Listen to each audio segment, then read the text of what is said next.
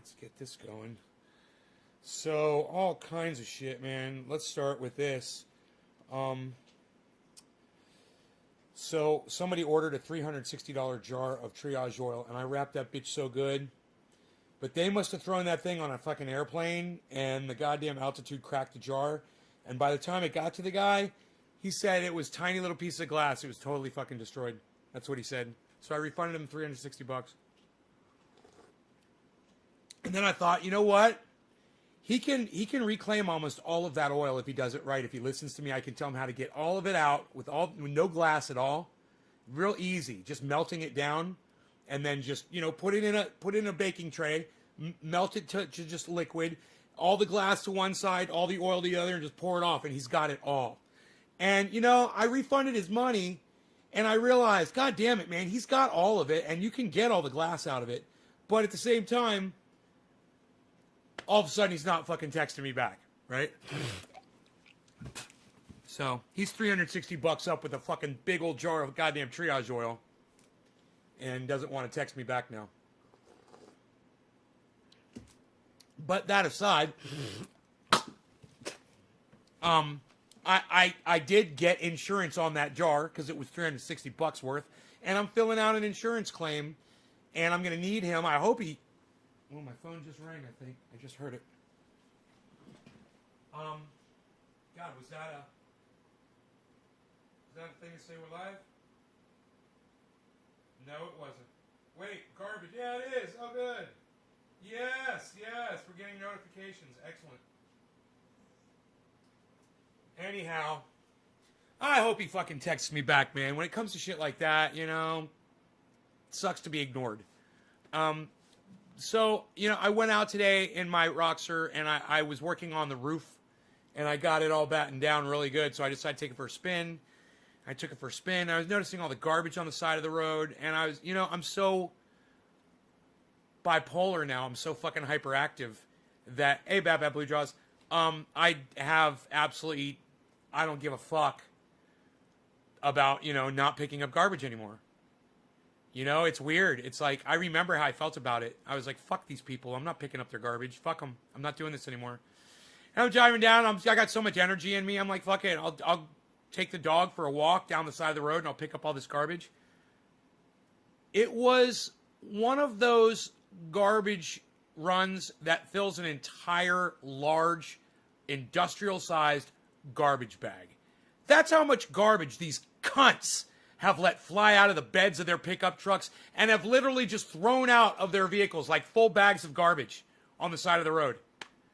And the things that people throw the fuck away, I'm just like, what is this? Is this human shit wrapped in a plastic bag? What the fuck is this? Who lives like this? I'm trying to figure out what the fuck these morons are doing. Dig a hole in the ground and take a shit in that. How about that? Anyway, so I came back. I got a full fucking bag of garbage. Got the Roxer all perfect and ready to go. So it's going good. And really bad news with Rogan. He's right here behind me. Fuck, dude, I don't even know where to start. Hey, Melissa. Jim, you're waiting for Trump to get elected tonight? That's funny. What, is today that day that it was supposed to, that Q was talking about? Yep, March 4th. Oh, yeah, March 4th. Oh, Q. Q says Donald Trump's going to become president tonight, guys. Isn't that going to be interesting?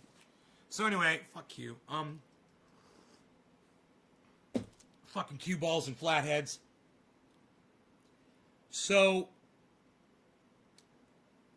the UPS guy has been giving my dog cookies. It's whenever he shows up, and he's trained my dog to chase cars now. So if he hears a car going down the road, it sounds like a goddamn UPS truck, he goes after it. He thinks he's going to get cookies. So that's got me fucking mad as fuck. You know, they should know better. These guys shouldn't give the cookies from the trucks. They should come out of the truck and give it to them from outside the vehicle after the truck is stopped and the engine is off. They're trained to hear that noise. So, more than that with the dog. I took him over to my neighbor's house. Well, you know, he got away from me today. And I had to get on the quad and chase him. And I chased him down. And I got him right when he got to my neighbor's property. And I was right there on top of him, you know. And my neighbors were there. And they were like, hey, what's going on? I was like, you mind if the dog runs around? They're like, no, let him run around. Their daughter was there with her dog. And she's got a Scott, you know, like a Scottish Terrier. And they had the dog inside the house. And I said, you know, the dog was there at the screen and wanting to come out. I was like, they're kind of concerned because Rogan's a pit bull. And they're like, you know, we're afraid the dog's... I was like, Rogan's never bit a dog before. He's really sweet. He gets along with every dog. I go, is your dog sweet and friendly? And they go, oh, yeah. Bullshit! The dog's fucking aggressive as fuck, and they knew it. You know? So, Rogan was 20 feet away. They let their dog outside, and their dog went running up to Rogan aggressively. You know? And Rogan's like, whoa, you know, and the dog growls at Rogan, and Rogan growls back. And then, as soon as Rogan growled at the Scottish Terrier, it got scared, turned around, tried to run away from Rogan. And Rogan and the other two dogs that were with him, the labs, they start chasing after the Scottish Terrier towards me. And I was just going to grab Rogan by the collar and hold him so he could get used to this dog. And she fucking picks that dog up right in front of Rogan. And Rogan was about 3-4 feet away. And she picked the dog up off the ground, and she picked the dog up so fast that the dog screamed. And went, ah! Like my dog had bitten it. You know? And I said, right when she did that, I said, that dog just thought my dog was biting it. It was so scared of my dog. And she's like, yeah, you know, pit bulls, and I don't know. I was like, well, your dog's aggressive. You know, I asked her if the dog was friendly, and she said yes. That was bullshit.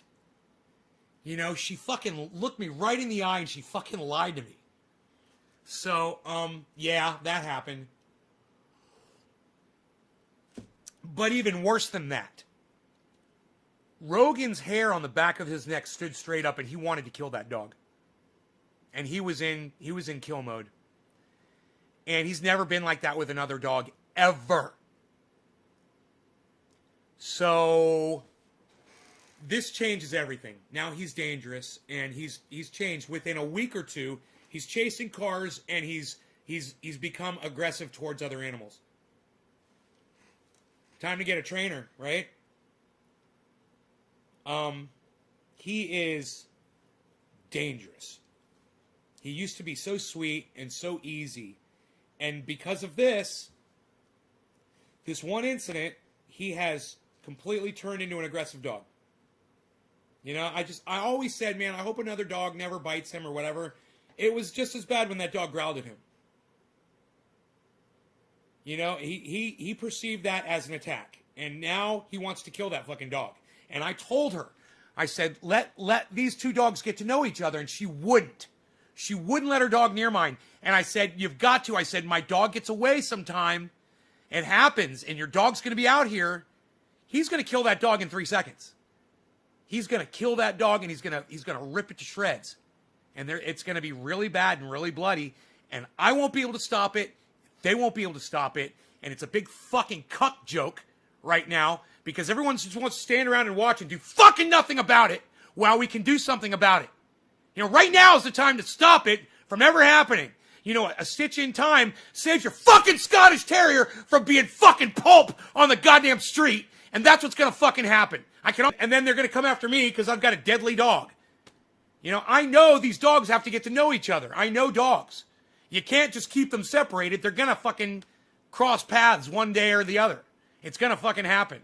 You know, their dogs come over here all the time. One day that Scottish Terrier is going to come with them. You know?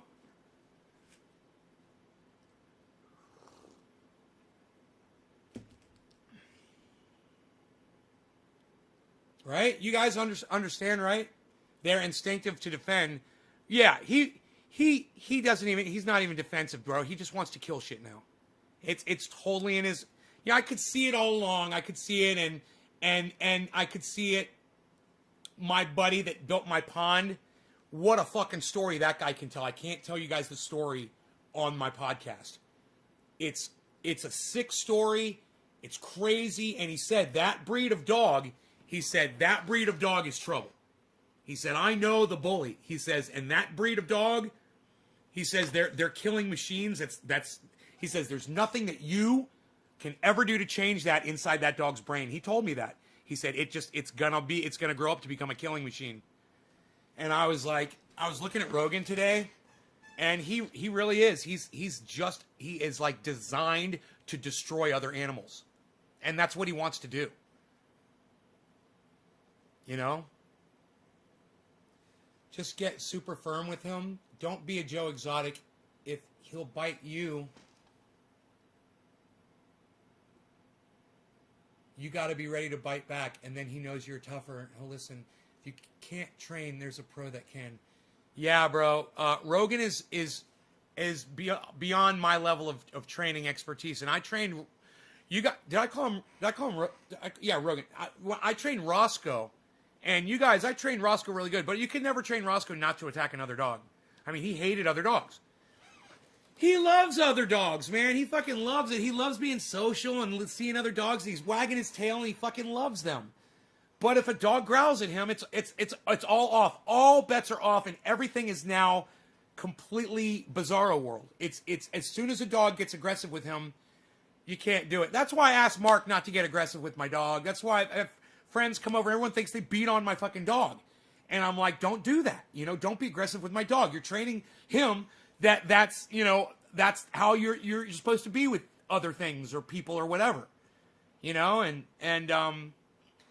to him, there's no line between playing and killing shit. There's no line. He's playing, and when he's killing shit, he's playing. He's having fun. He just wants to have fun, and he wants to feel like something's attacking him, man. He wants a challenge. I don't like to talk about it too much, man. It's hard for me to talk about. But this is all new, man. This is all within the last 2 or 3 weeks. Now, he's gone out in my yard for a long time and ripped up sticks, and I thought that was all he'd ever get into. But I think that also has put that mentality in him as well, that aggressive mentality. Here's the deal. An aggressive dog needs aggressive authority. Really, no way around that. Yeah, you know, he's such a sweetie. I could be aggressive with him. And I am. You know, today, after that incident happened, I was stern with him after all that. I was very stern and short and not as affectionate with him. I wanted him to feel a little uncomfortable. So he knew that he had done something wrong. But I don't think it has to be an instant correction, which it was not at the time of the actual incident. I know that's how dogs need to be corrected. They need to be right there on the spot when they do the behavior. That's why I wanted her to introduce her dog to my dog. You know, if we would just put them both on leashes and take them for a walk, they'd be fine, man, you know? But, geez, she's fucking petrified. And, you know, she thinks she's got problems now. Wait till her dog's dead. Wait till my dog kills her dog. You know? And if it happens on my property, there's nothing she can do about it.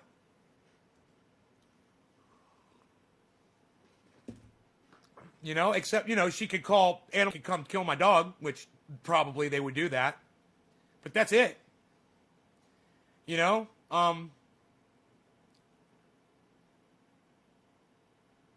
need a fucking fence, man, and I need a fence now. This shit cannot happen. I cannot let my dog kill another dog. He gets along with little beagles, man. He gets along with chihuahuas. He gets along with every fucking dog. And she had to treat that dog like a piece of bait in front of my dog. And, you know, now that he sees that dog as bait, it's an object for him to go destroy now, you know?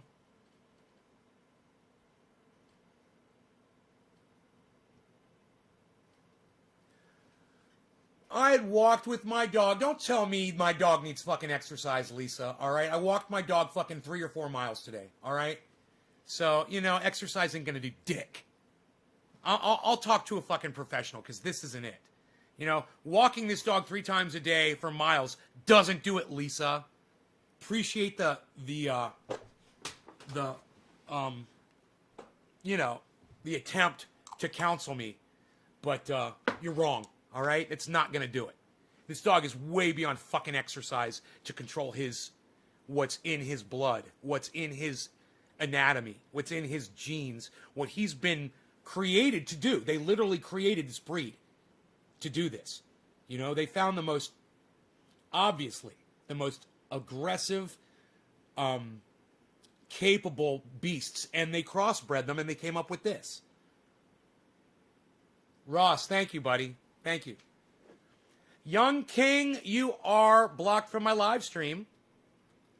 Go fuck off. Oh, are you sad because you're not going to get to see your fucking dirty words going across my screen? Aw, sucks to be you, you little cunt. I do the cursing in here, not you. All right, you dumb cunt. And while you're here, let me just remind you, your mom's a cunt, your dad's a cunt. If you have kids in the future, because I'm sure you're a child yourself, they're going to be dumb cunts just like you.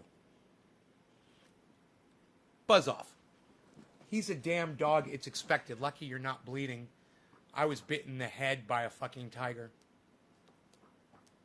Yeah. You're right. It's expected. You know, I knew. I was warned by a really good friend, and it's always been in the back of my mind. And that's why I said to her, is your dog friendly? And she fucking lied to me and said yes. No, her dog is an alpha male. It's a fucking aggressive little Scottish Terrier. She doesn't know a fucking dog. She doesn't obviously know what an aggressive dog means.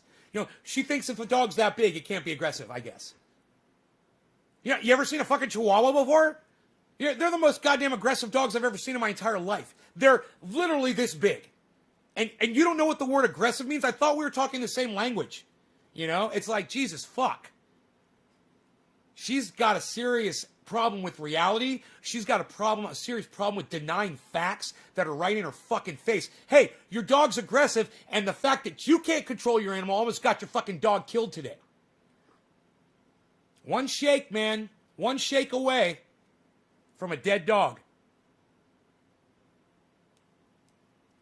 And he'll shake some shit, bro. You know, the one thing he loves to do is pick up a giant log and start shaking it as hard as he can so that it starts hitting trees and the ground and bouncing off his face. He likes it. He likes getting beat on. He does it to himself. You know, when Mark comes over and beats on him, he thinks that nothing could be possibly better than getting beat up by Mark. He thinks it's the best thing ever. So, there's that. And then there's the real reason I wanted to do the show this morning, but none of you were on Twitter, and now I know why none of you see me on Twitter. They are hiding my tweets totally. You're not getting messages, you're not getting notifications, and according to Nick Brown, when you go to my fucking Twitter channel, you don't even see the tweets I put up this morning. They're hidden. There weren't even fucking curse words in them. You know, I was just a little angry, and I was expressing my fucking sentiment over the fact that I put up a tweet that said, hey guys, anybody want a show? And none of you came, and I fucking flipped out because I'm bipolar as fuck now. I have no control over my emotions. I have no control over what comes out of my mouth right now. And,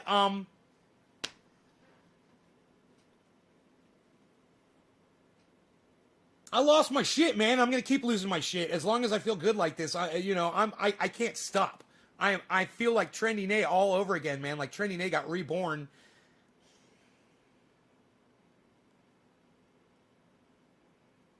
It's like my pilot light's burning again, man, you know? But, I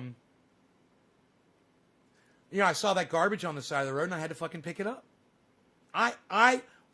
Because I didn't have enough blood flow to my brain, I could just let the garbage pile up on both sides of the road and it didn't fucking bother me. And now I understand why everyone else lets the garbage sit on the side of the road, because they're all a bunch of dumb cunts. Because they're not getting enough blood flow to their fucking stupid pea brains. So it doesn't bother them to see garbage on the side of the road, because people are fucking cunts. Do you know that people actually hike by that garbage and just let it sit and they hike right by it? They don't think to bring a little plastic baggie with them and pick some of it up. They even go out there with their cars. They park the car on the side of the road. Yeah, man, there's total setup. You could just totally have a garbage bag in your vehicle. Next time you're hiking, pick up the garbage that you see laying around. No big deal. Maybe put some gloves on like I did and fucking do the whole goddamn road, you know? Do you know 2 or 3 people slowed down just to make sure they didn't hit me or my dog, and 2 people actually stopped and said, hey, are you okay? Did you break down? And you know what? I knew both of those people personally. One was my neighbor that lived across the street. You know, strangers just won't stop. They see you walking a dog, picking up garbage on the side of the road, and you know, you get a wave every once in a while. But hey, how about slowing down, rolling your window down and saying, hey man, I see you're picking up garbage, man. Thank you for doing that. You know, I've seen that on the side of the road, and I thought I would do that at some point, and oh, I'm just so glad that you did it. Yeah, you're a dumb cunt. Fuck you. Thank you. But at least that, the sentiment would be nice, you know? Maybe encourage me to keep doing it, you know?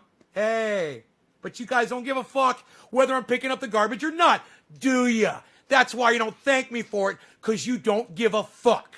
You fucking low blood circulation cunts.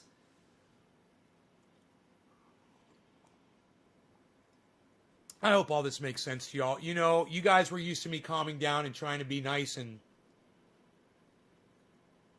now I got this increased blood flow, bro. I'm telling you, I can feel it all over my body. It's not just in my brain. It's everything, man. I mean, I have more energy. I have more physicality. I have more balance. I have less pain in my body. And let me tell you one other fucking thing. While I do have less pain in my body, every single piece of garbage that I bent over to pick up hurt me physically today. Because I've got a sore neck because I slept on it weird. It's been going on a lot lately. I don't know what the fuck. But I still pick up that garbage, even though it fucking hurts me to do it. I still went out there and fucking did it. You know? And boy, oh boy, if I could just ruin the motherfuckers that take full bags of garbage and just throw them on the side of the road. Boy, if I could just ruin them. You know? Physically. Ruin them. So that they're no good anymore. Break them. That would make me whole again. That would make me happy. I can't even explain to you that people literally put bags of shit on the side of the road, and I don't understand what the fuck is going on inside their meth fucking riddled brains. I'm like, dude, are you really shitting in a bag? I mean, what is this? I mean, I'm not going to look and see, but what the fuck is this? Is this your fucking toilet?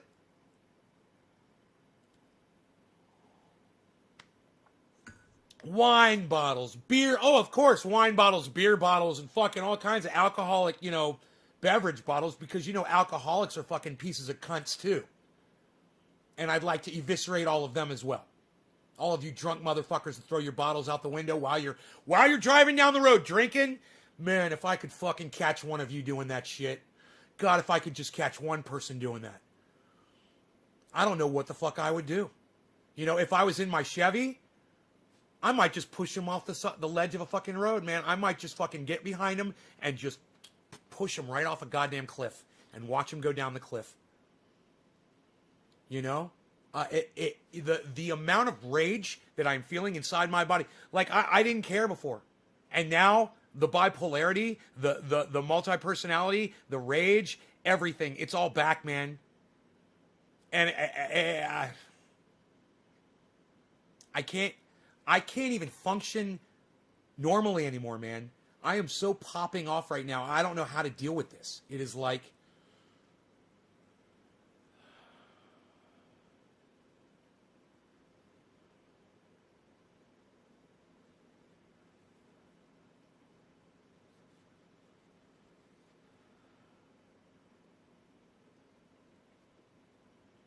I'm afraid for everybody, man, myself included.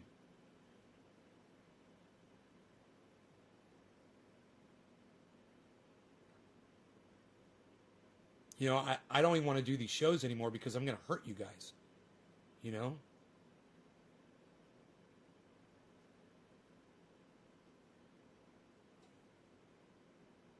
Fuck the naysayers. Just keep doing what you do. I do it all the time. Clean others' crap. Do you really, J-Man? Thank you for doing that, buddy. Thank you for your service. Now, that's true service. You know, you want to thank somebody for going across the ocean, taking a gun and shooting somebody and say thank you for your service? No. That's not service. That's war. And that's wrong. Find somebody who's picking up garbage on the road. You want to really freak them out? Slow down, stop, roll your window down, and say, thank you for your service to the planet. Now that's fucking service. You know, and all of you veterans out there, ex-veterans or people in the Army or Marines or whatever the fuck that are watching this, fuck you. You're nothing. Okay, what you did was nothing. You want to impress me? Go pick up some fucking garbage. Seriously. Do something good. You know, being and killing people and being fucking Tulsi Gabbard and thinking that, you know, you're going to be Miss fucking Wonder Woman, going over and putting on your little military thing and firing your stupid guns and shooting innocent people and taking their land and taking their oil and coming over here and having people thank you for it. You know, you guys are fucking cunts. All right? You're dumb, warmongering cunts. And you thought it was a good idea to go to war. You're a dumb cunt, just like Tulsi Gabbard. Suck my dick. I did more for this planet than you've ever fucking done in one day today when I picked up 1 mile of garbage on the highway. Thank me for my fucking service. Ross Robertson, usually I scream at people that say shit like that to me, but thank you, man. Thank you. I don't want to be mean to you guys. I have a hard time. I'm misperceiving reality, man. This is me when I'm bipolar, man. You know, everything that you say to me, I will perceive as an attack. And I just have to talk myself down with every single thing that you guys say to me. I'm like, I feel like the skin's been ripped off my body, and I can feel everything. Every nerve is exposed.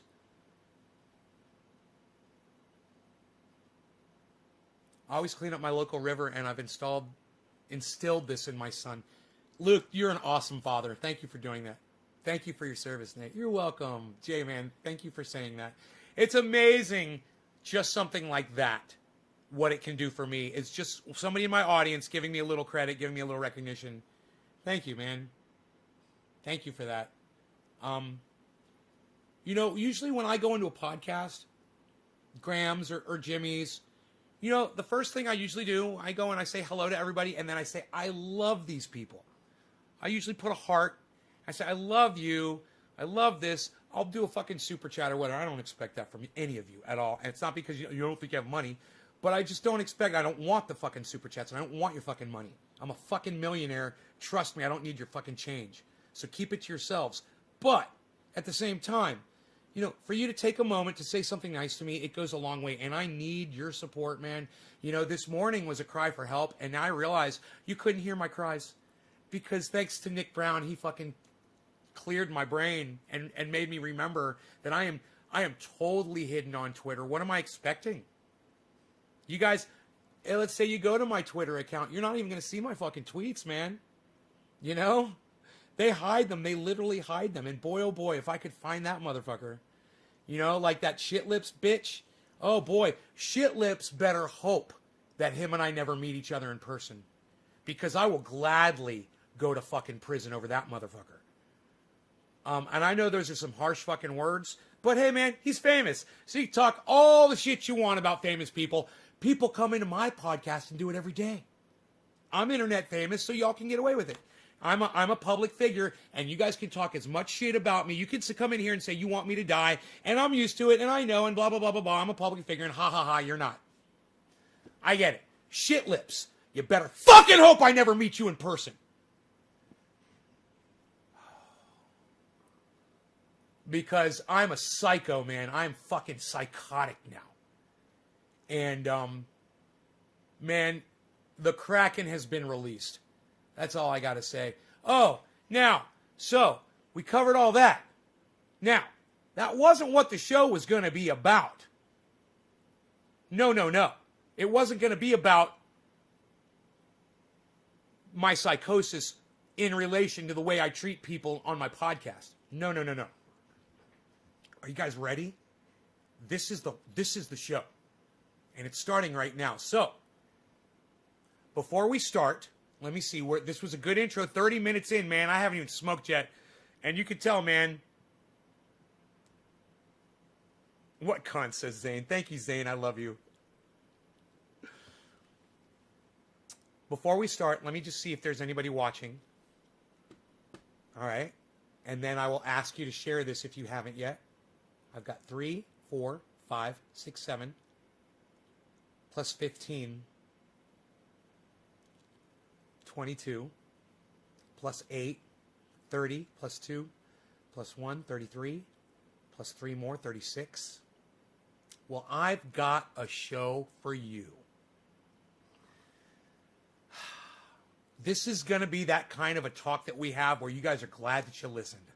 It's one of those personal things that I'm not comfortable talking about, and it's very telling, and it's very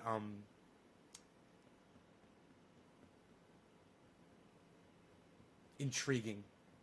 Okay, so the last 2 weeks, I got involved with cryptocurrency, and I started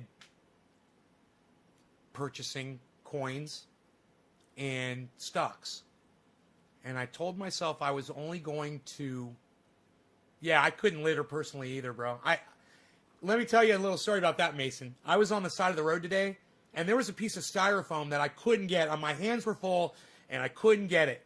So it was laying on the side of the road where you could see it. So I kicked it with my foot because my hands were full, so it would go into the ravine. And the wind caught this perfect rectangular piece of styrofoam, caught it, and it landed in the ravine, but in some branches where you could see it, but not from the road. And I looked at it, and I was so disappointed in myself. I was like, oh, man, I'm going to have to go back and get that someday, man. That piece of styrofoam, if it doesn't fall from that branch.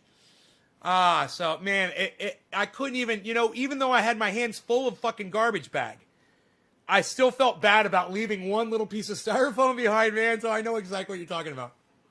So thank you for that, Mason. I'm the guy chasing a small wrapper in the wind, right? Me too, man, me too. I will totally do that. And you should, because that could end up down the throat of a bird, right? Or a dog, or an infant in a baby carriage. Plastic is deadly. We've destroyed our planet with this crap.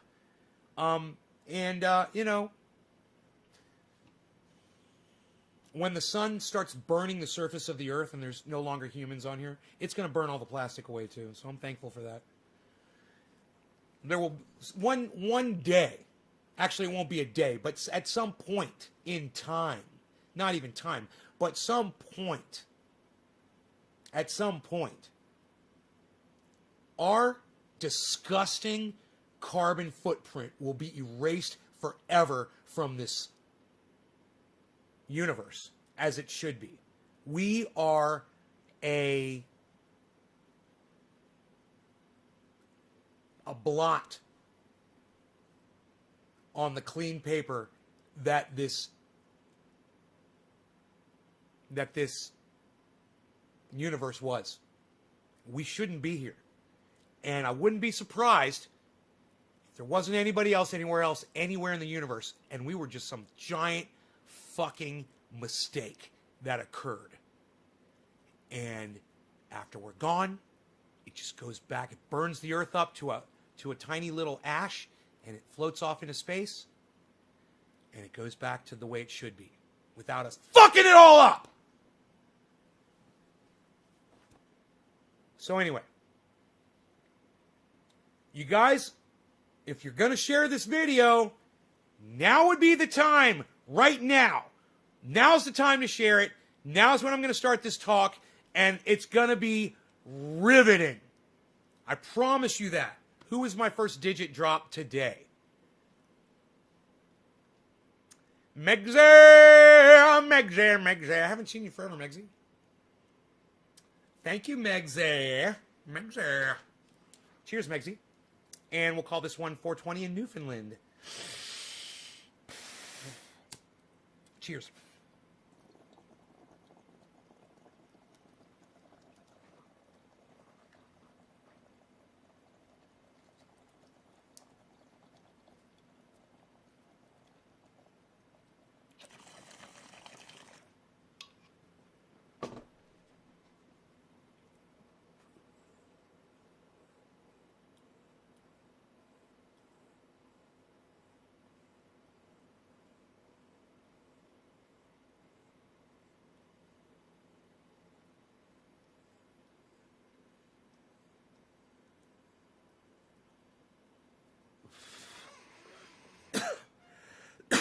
So, I started in crypto and stocks.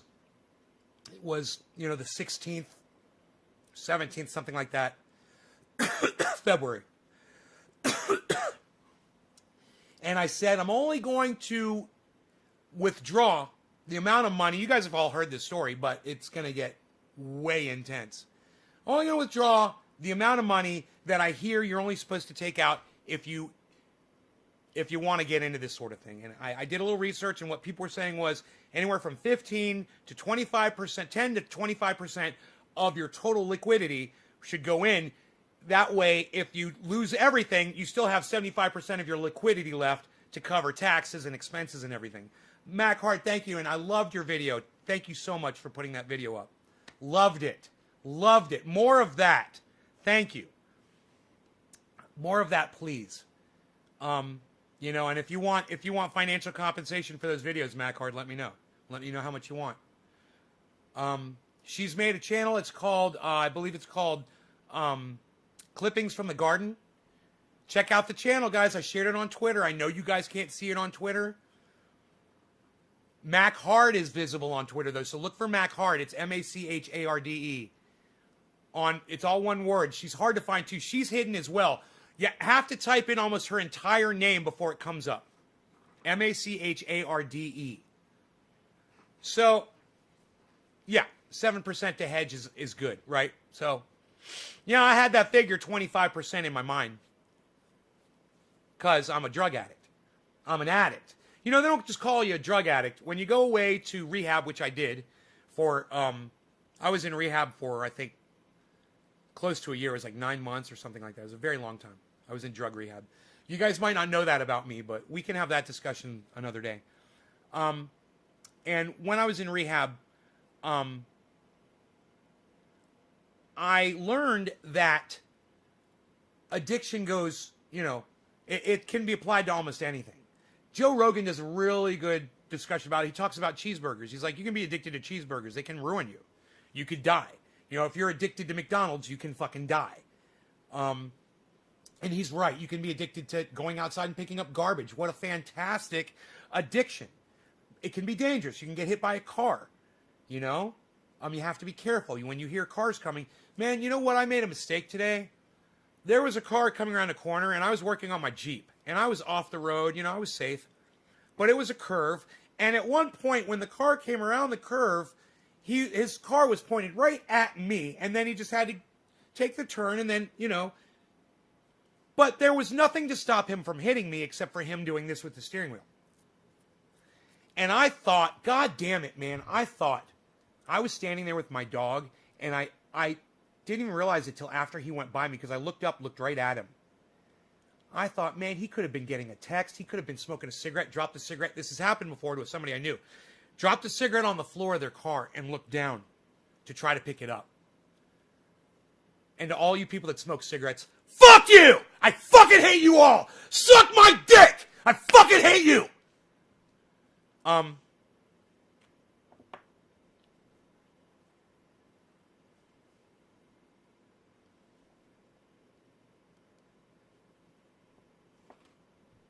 gotta let the rage calm so I can collect my thoughts again.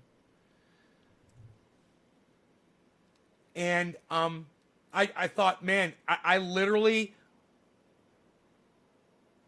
was in control of being able to save myself from being hit from a car and being killed.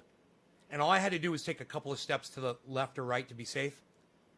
And I didn't do it. I just stood there. And after he went by, it had already gone by. And then I realized, oh my goodness, that the car was literally going 45, 50 miles an hour. He was 100 feet away from me. And he was coming straight at me. And I was just standing there. And, you know, I am a very proactive person. You guys don't do what I did. If you're ever standing in a parking lot and you see a car and it's hauling ass and it's coming towards you, but it's going to turn, you know, whatever.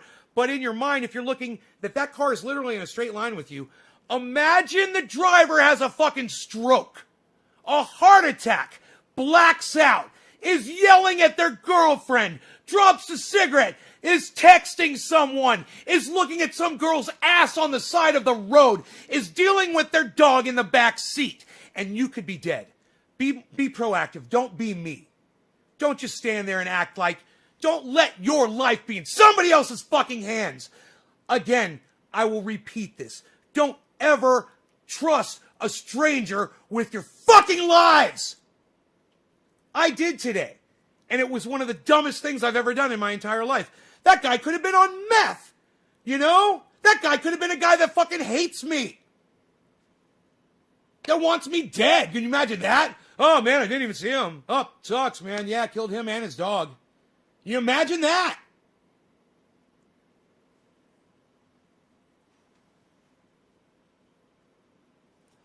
All I'm saying is, don't be me.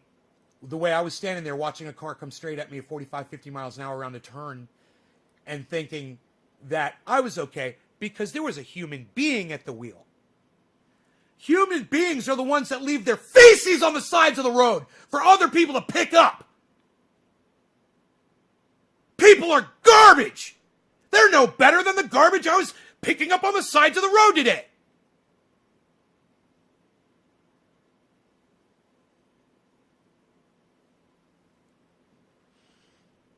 So anyway, I diverted from the topic.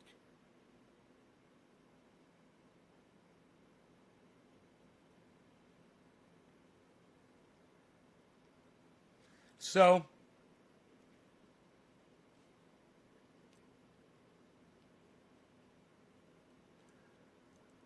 I started purchasing stocks and bonds, and I got to a point where I stopped, but then I started telling myself that I wanted a whole Bitcoin. Now, Bitcoin is $50,000, okay? My cutoff was not $50,000, okay? I'm not going to tell you if it was below it or above it. It's. I don't want anybody to know how much money I was dealing with. But I was looking to purchase an entire Bitcoin and ride it forever. That was my intention. That's what I wanted to do. However I did it, it didn't really matter. And inside my brain, which, you know, it didn't have really good blood flow. I wasn't taking my blood pressure medication, and I had very high blood pressure.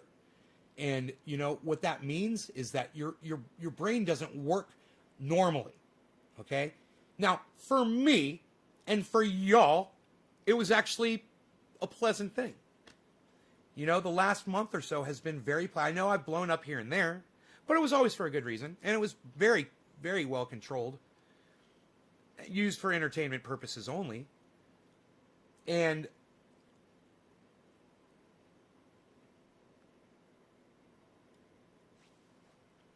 when I started taking the blood pressure medication, everything, like I said, bizarro world, everything went back to the way I was when I had lower blood pressure and I was getting good blood flow to my brain.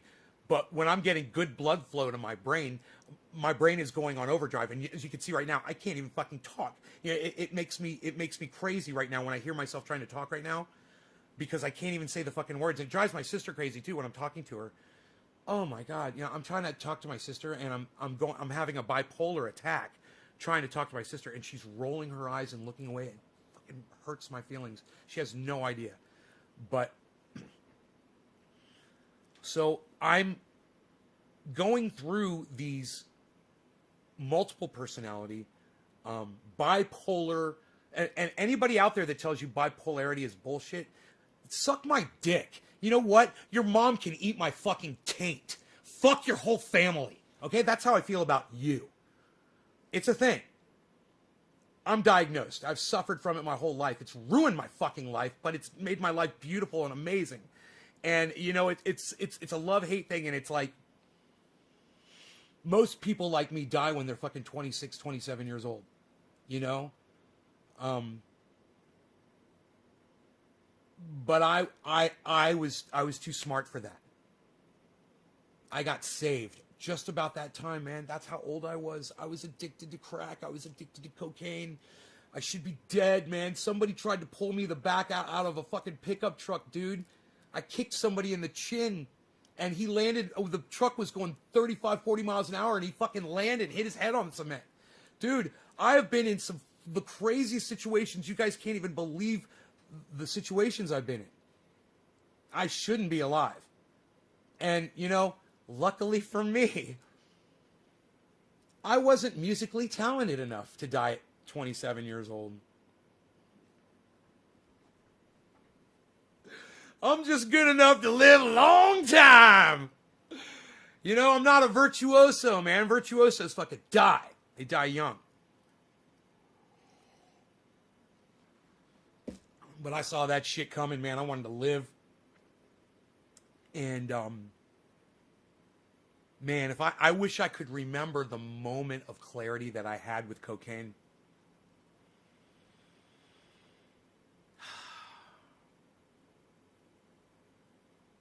I could sit here and try to think about it, but,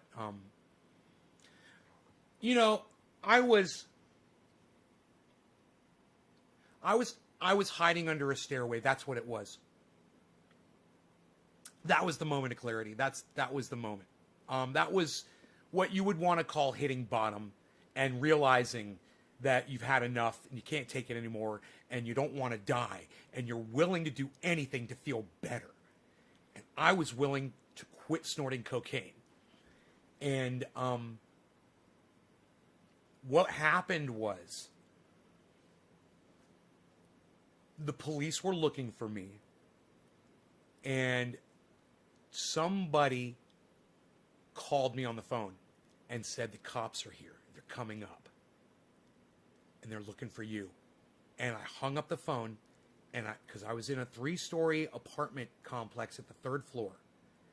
And I don't even remember where I lived, you guys. I don't even remember where this apartment is. This crazy?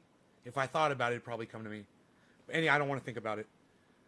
I ran down the stairs, and I got to the 2nd floor, and I saw the police. And there were 2, 3 of them. I think there were 3. They were uniformed police officers. And they weren't really in a hurry. They were just walking down the sidewalk. And I just came down the stairs, and I got underneath them because they were apartment stairs that had space underneath them. And I got back, and I crouched down against the back. I remember this. There is a pillar underneath there, and I got right against the pillar. And luckily, I was wearing a gray-colored shirt. I was wearing a light gray. I never wore black back then. It wasn't really my thing.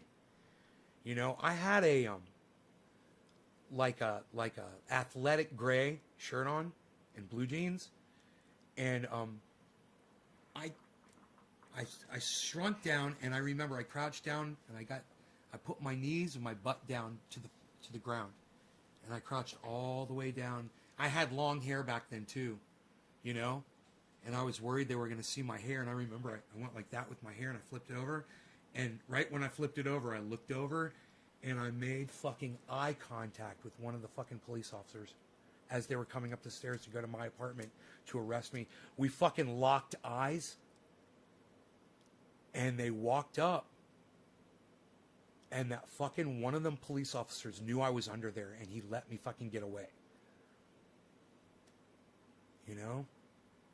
As soon as they went up the stairs, I waited, And I started walking, and I was walking, and I heard them start knocking on my knock, knock, knock. And I just walked, and I remember I walked behind the apartment complex. Which apartments were those? That's right. I remember where the apartments were because I walked to the manager's office. And she was a really good friend of mine. I was trying to get with her, you know? And I was really, really sweet to her, and I'd invite her out to see my band play and you know, all kinds of shit. And I went right into the manager's office. And she goes, "Hey, what's going on?" I go, "The police are here looking for me." I said, "Kid, do you mind if I just sit here for a minute?" And she said, "No, go right ahead." And she let me. I sat in her office, and the police left. I was so fucking scared. And I went from there, I went to my guitar player's house. Long story short, oh man, that was a hell of a fucking side. I didn't mean to go on that little side story. That was the moment of fucking clarity when I was under those stairs, and that police officer let me, you know, he let me go, basically. And be a cop that day instead of being a bro, you know, he would have just said, "There he is. He's under the stairs," and they would have taken me to jail. And I said, "I can't do this anymore. I can't fucking live like this anymore, man." And I stayed with my guitar player. I hid out there. I stayed with a guy who's dead now that was this really talented audio engineer that used to work for Steven Seagal, but I don't want to talk about that right now. And then I went to my parents' house. Long story short, when I was staying at my parents' house, the police came there too looking for me. And my mom and dad answered the door and said I wasn't there. Said they hadn't seen me. And then off to rehab I went. So, that's another podcast. We'll talk about that another day. But, so, there was an amount of stocks that I said I was going to get, and then I wanted the whole Bitcoin. And you guys, I swear to you, I remember having the thought, I swear to you guys, this is not a lie. I remember having the thought that I wanted a whole Bitcoin. But man, when I saw what I did to my fucking bank account, I realized I had spent so much fucking money that I did not mean to spend. Payment after payment after payment after payment after payment after payment after payment. And my heart dropped. And I said, oh my God, I went into full addict mode and I bought a bunch of stocks and I spent a whole bunch more money than I thought I did. And I totally was in denial. I was in denial about it to myself. I was in denial about it to my mother. I was in denial about it to my sister. And I was in denial about it to you guys. But I wasn't fucking lying. I didn't realize I had done it. And I don't remember doing it. And I don't know what I do know what overcame me. Addiction. But I went into a blind addiction. It was my bipolarity, psychosis, addiction, taking these blood pressure pills. It all hit me at once, man. And I had a night where I threw down so much fucking money. I can't even explain it, guys. It was, when I saw what I had done, I was fucking devastated. I broke my own heart at what I had done. Dude, I fucked up so bad at what I did. I was like, what did I do, man? How did I do this? How did this happen? I was like, I didn't know that I was a gambling addict. I've never gotten into that before. But I should have just known. that I was an addict. And that's what I learned, luckily, when I went to 9 months of rehab. They taught me that, you know, you will act out in other ways. When you take one addiction away, you're still an addict. You will find another addiction. Now, it might be a healthy one. You might start working out. You might start dieting. You might start going out of your way to help people and make that an addiction. You might try entertaining people or teaching people or, you know, doing all kinds of things. You know, I don't want to sound narcissistic, but picking up garbage on the side of the road. You know, there's all kinds of things that you might act out doing. Hiking. You know, isolating.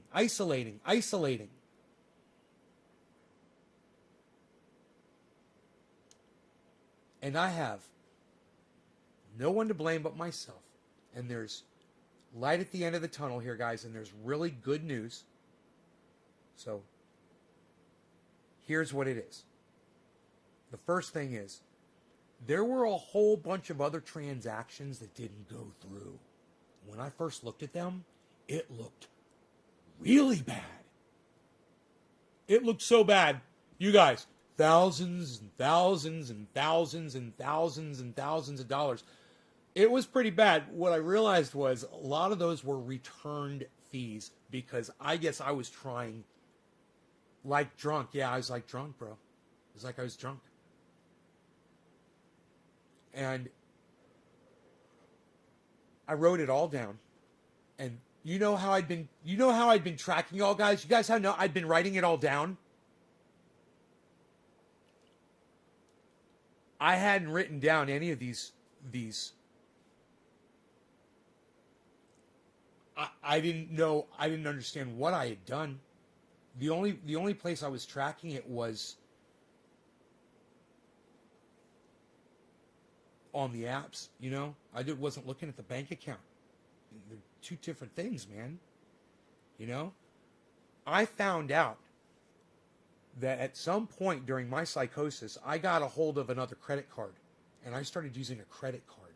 It wasn't even listed as bank transactions. They were not debit bank transactions. There was a whole other section that I'd never seen before on my bank account, and it said credit account, and it said a whole bunch of money on it. And I clicked on it, and it was all purchases of Bitcoin stock. And I don't remember doing any of that.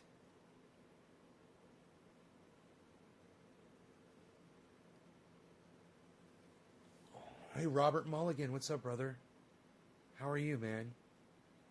Dude, you should go back and watch this episode, man. I think you're really going to dig it. So anyway, thanks so much. Have a great night, everybody. Bye. No, I'm just joking.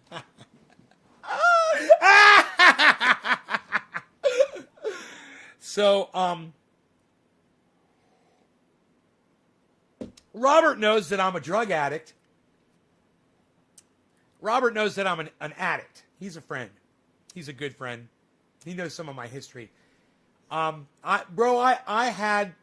switched over my blood pressure medication. I started taking it again. I started getting full blood flow to my brain. I didn't realize that I have been in a cloud, walking around in a cloud for the last month or two since I stopped taking it. But my blood pressure has been increasing a little bit at a time until I reached hypertension, which is 180 over 120. My blood pressure was 179 or 180 over 120 or 119 or whatever. It was hypertension. And I was like, oh my God, I'm going to have a stroke and die. You know, I need to, I've already had Bell's palsy, you know. I've already had baby stroke, so I might as well start taking my blood pressure medication again. And, you know, I really need to do it. So I started taking it again. I thought I could work out and exercise and eat better, and I wasn't going to have a problem with my blood pressure, but I didn't. But what started, and all the extra sugar that I eat, I started going into, Robert, my brain went into overdrive. My brain was getting so much blood flow all of a sudden that I went in, I got more aware, you know, more awake, more stimulated by everything, more affected by everything, and more bipolar, more psychosis, more multi-personality, and I'm back, bro. It's like trendy Nay from 2 months ago, or maybe even 6 months ago is back, like on steroids. And at the moment, brother, this is the craziest thing. At the moment that I guess my brain started getting that blood flow, I had some kind of an addict relapse with the cryptocurrency. And bro, I spent this crazy amount of money on Bitcoin, and I didn't know that I did it. I didn't remember doing it. And this morning, it had been, I wrote the dates down, man. I could tell you guys, it had been, you could hear the excitement in my voice. It's this bipolarity, man. Let me take a bong rip. It had been several days since I had written down the amount of money that I was spending, that I was gaining or losing, all of that shit. And I thought, in my mind, I was making all of this money because my accounts were so high. I was looking at the accounts and I was like, fucking dude, I am the crypto king, bro. Dude, my picks are the best, bro. Look at my fucking accounts, dude. I'm so wealthy. And everybody else is just kind of whatever. They're putting along. And I just got that. I was telling you guys, I was bragging about. I got the stock market figured out like Pi, bro. Like the movie Pi, the black and white movie Pi, bro. I need to drill a hole in my head. I literally told you guys that on the live stream. I was like, I got to drill a hole in my head and relieve the pressure, bro. Just like the movie, bro. I was like, somebody's going to hand me a calculator and ask me to say, what's 9,672 times 10,623.57? I'm going to look at it and go, I don't know. I don't care. I'm just happy to not know any of that shit anymore. But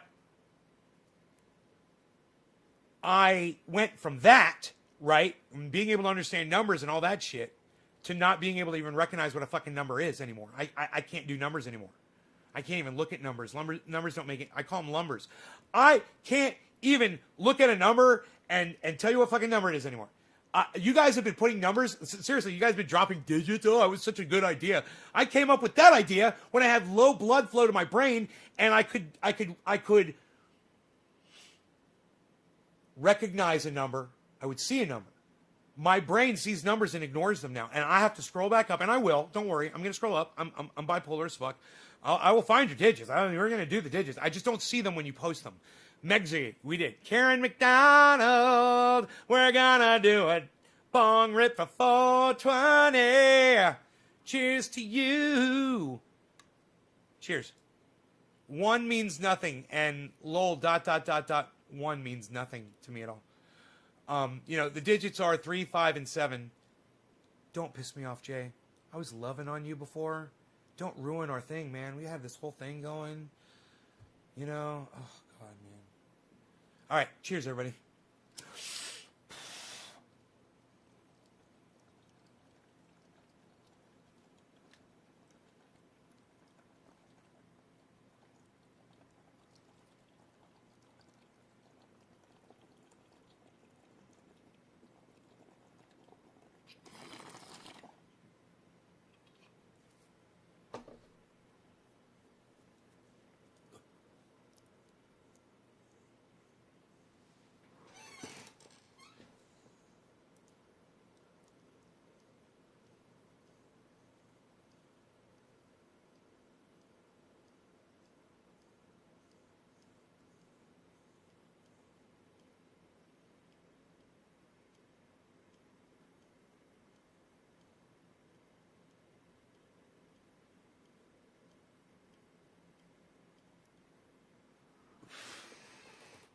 So, the story continues. So we caught Robert up. I'd spent all this money, and Robert, I saw all these charts. I was tallying everything up. I was doing this thing. I thought I was playing by the rules. So I was typing. I kept track of all my numbers, bro. It's all written down. and I'm looking at how much I'm spending, and I'm like, whoa, I better check the bank account because these numbers don't seem right to me. And now it seems like I've spent a little bit more than I thought I did. I better go look at the bank account. Dude, this all really happened to me. It was last night, it was last night or this morning at 6 a.m. I think it may have been this morning.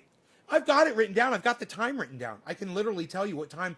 I'll pull this up, bro. I've literally got this information right here. I've got all of this written down. It's psychotic. Where? Oh, here it is. Okay, here. Check this out. Okay, so the time was... Stretch this out a little bit. It was, well, that says 9:30 p.m. Really? Oh, there it is. There it is. 3/4/21. That was 6 a.m. this morning, I believe. 5:40 a.m. So, at 5:40 a.m., I go to check my numbers, right? And I am almost almost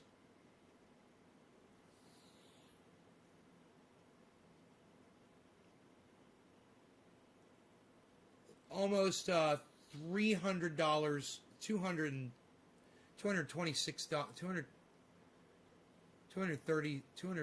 $226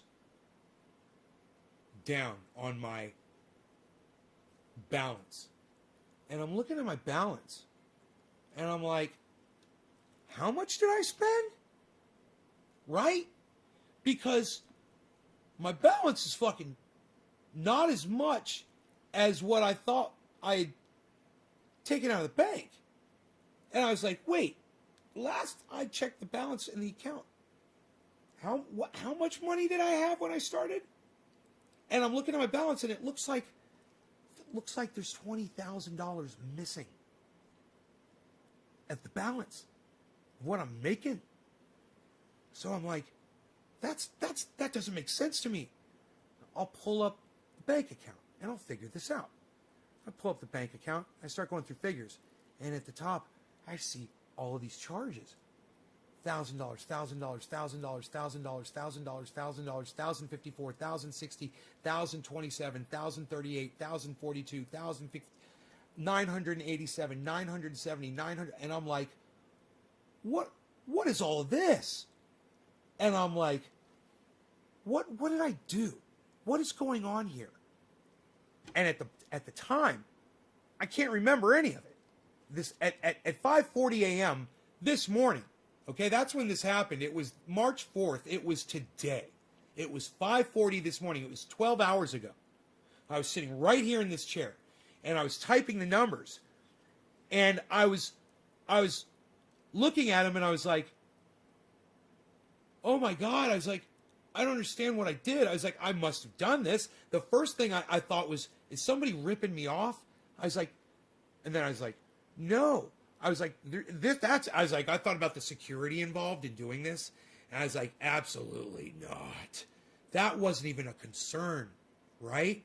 So I almost immediately knew that I had done something that I didn't understand, right?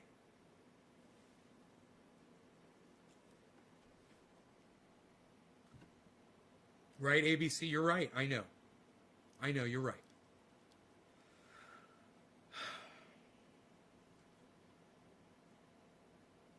It's not about that, though, ABC. It's not about making the money. I'm a millionaire, bro. You know what I'm saying? You know what I'm saying when I say that I'm a millionaire?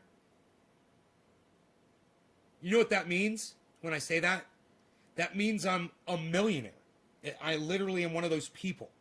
I'm a millionaire.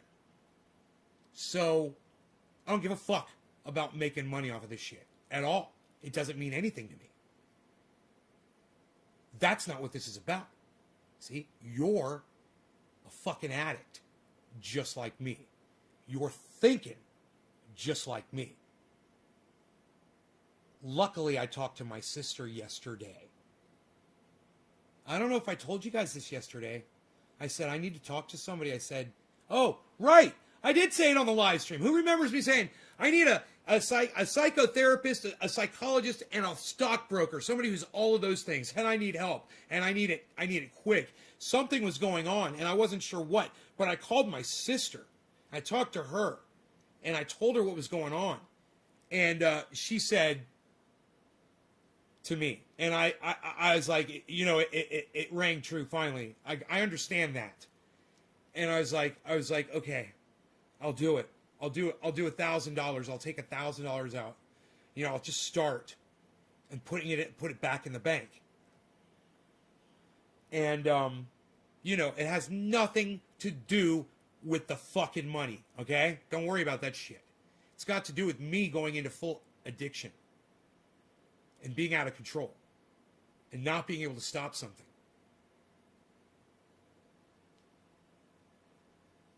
Cheers, J-Man. So, I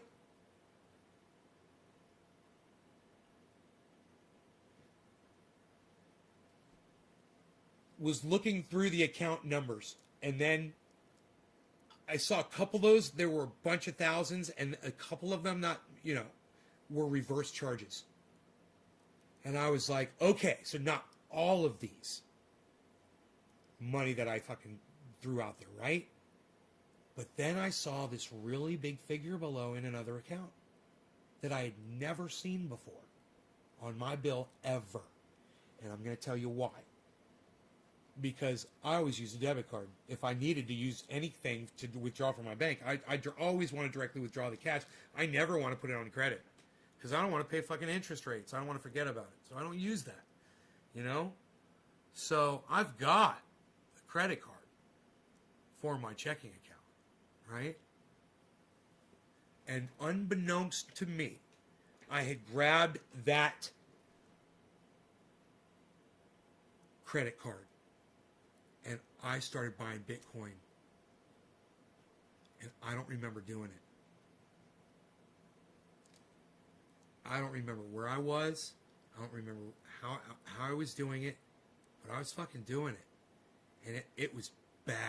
And when I looked at the charges on that credit card, I was like, I have to pay that off right now. And when I paid that off, my bank account went even lower. And then I realized, I said, oh my fucking God.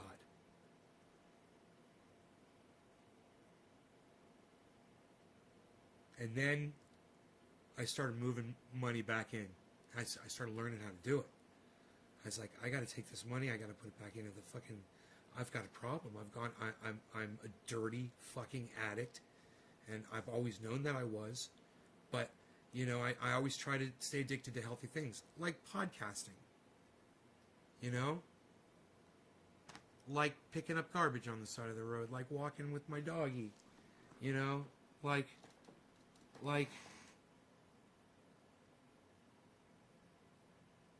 you know, building roads on this property, putting in hiking trails, and enjoying life so many ways, you know? Rock collecting, I hadn't thought about doing that in 6 months. And then all of a sudden I have this urge to go down a riverbed with a bucket, with a 5-gallon bucket, and fill it up with rocks.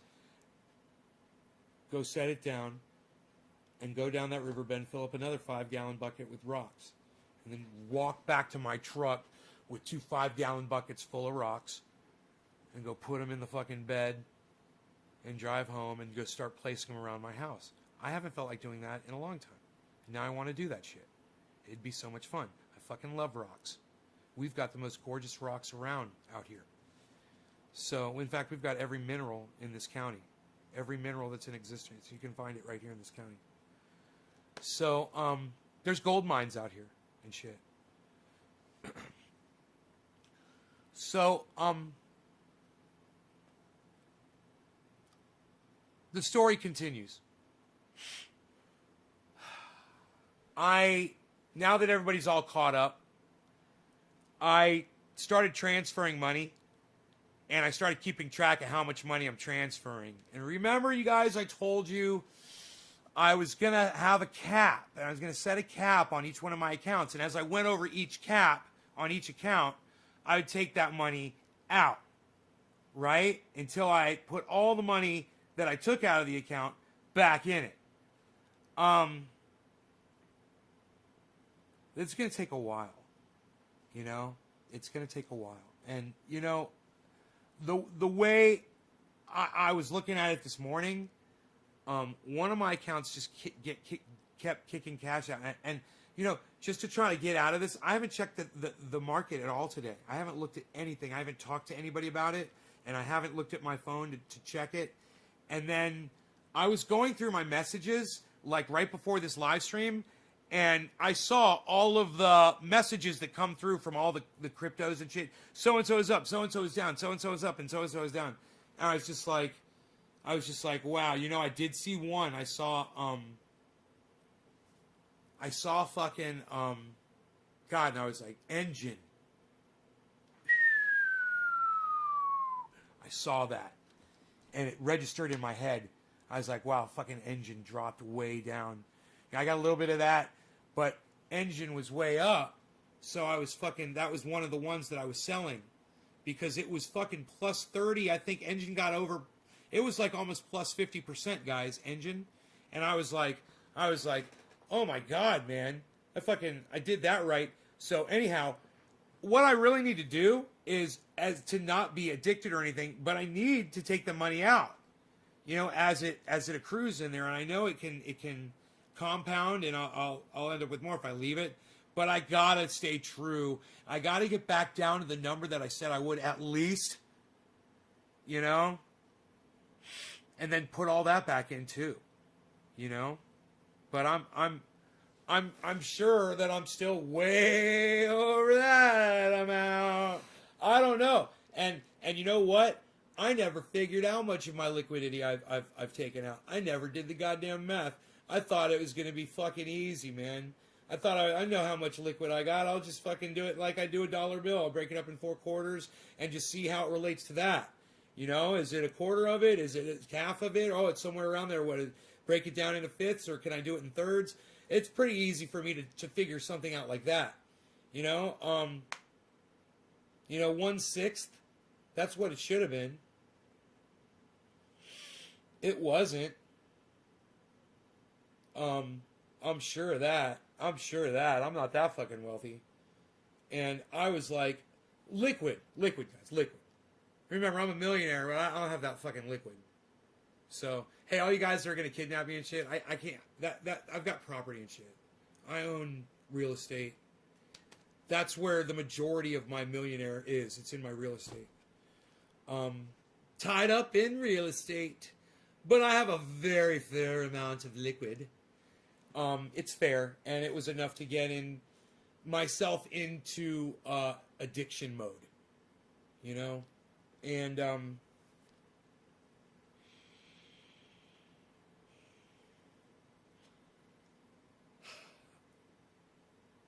so it's time for me now to check those accounts and see if I have any more that I can take out and keep putting in my bank, and try to get before I was where the fuck, I don't know what the fuck I was doing, you know?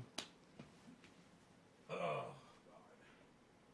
God. And it's basically, I have to do it on or off the show, and it's basically just kind of like a resolution to where I've been with this addiction thing. I just think it's going to be one of them where I'm going to be anywhere near that point where I can start taking out. Hopefully I am, man. I might not be, you know? And that'll really suck. And then it'll just be like, oh, I'm in the dip, dude. You know, I'm going to have to wait to take shit out. Because it completely defeats the purpose if I take stock out while it's not worth anything, you know? Ugh. Oh, God.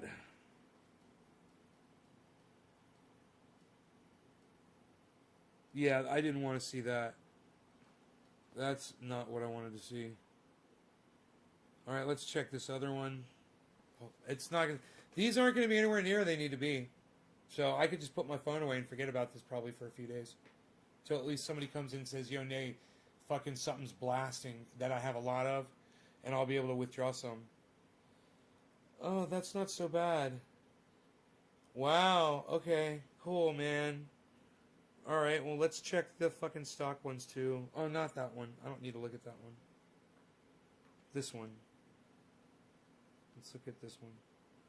I only have 4 accounts where they're that close to pulling out over my cap, you know? Okay, so one was down a couple $100 from the cap. But that was one that I was continually taking out. It kept going over the cap. It kept going over the cap. 1,000 over the cap. 1,000 over the cap. 1,000 over the cap. I was like, cool, man. I got a lot. Did really good, man. I got a lot out, and I wanted you guys to know that. I got a lot back in my bank, man. I've been working, you know. This one is okay. I have it up. Okay, it's up $100, right? No, it's not. Okay. This one is down like 400, so that's cool, man, because that's the slow climber. So we're good, man. I can put all the shit away, close my phone, and not fucking worry about it anymore, man, you know? And find other things to do, because that is one thing that I can't do, man. I can't do. And you know, if I want to do it, I have to have all the money that I took out of my bank back in first before I start doing it.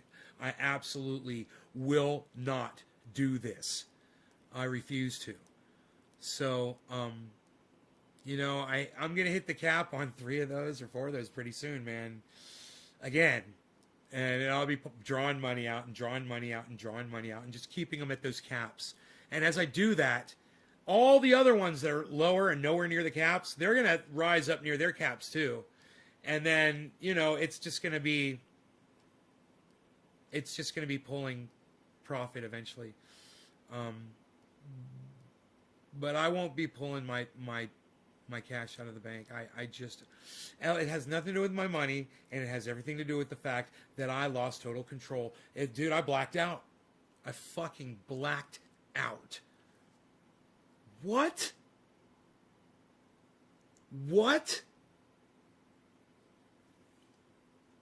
I blacked out. I fucking blacked out, man.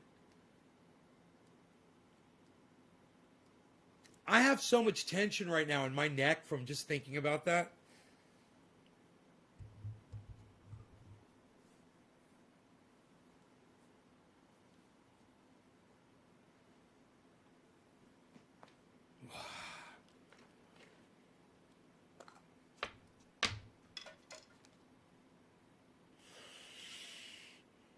I'm going to my happy place.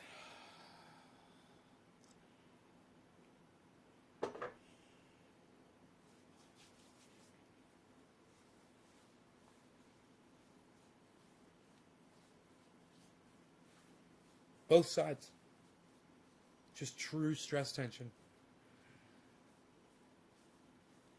Just from talking about it. Just from telling you guys the story. I need a woman to rub this all over my shoulders right now.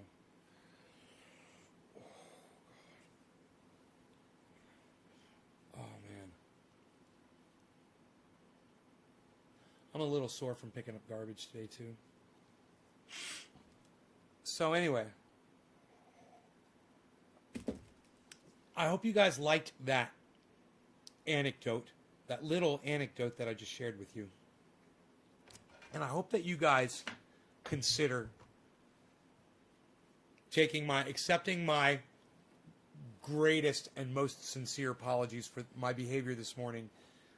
I showed you guys the letter. I want you guys to see it again because I have to out myself I have to out myself for having this attitude. This is my bipolarity. This is psychosis, guys. But I wrote this letter, and I was so angry that I was going to leave this up with no sound. And I'll read it to you. and with my face, because I deserve this. I'm very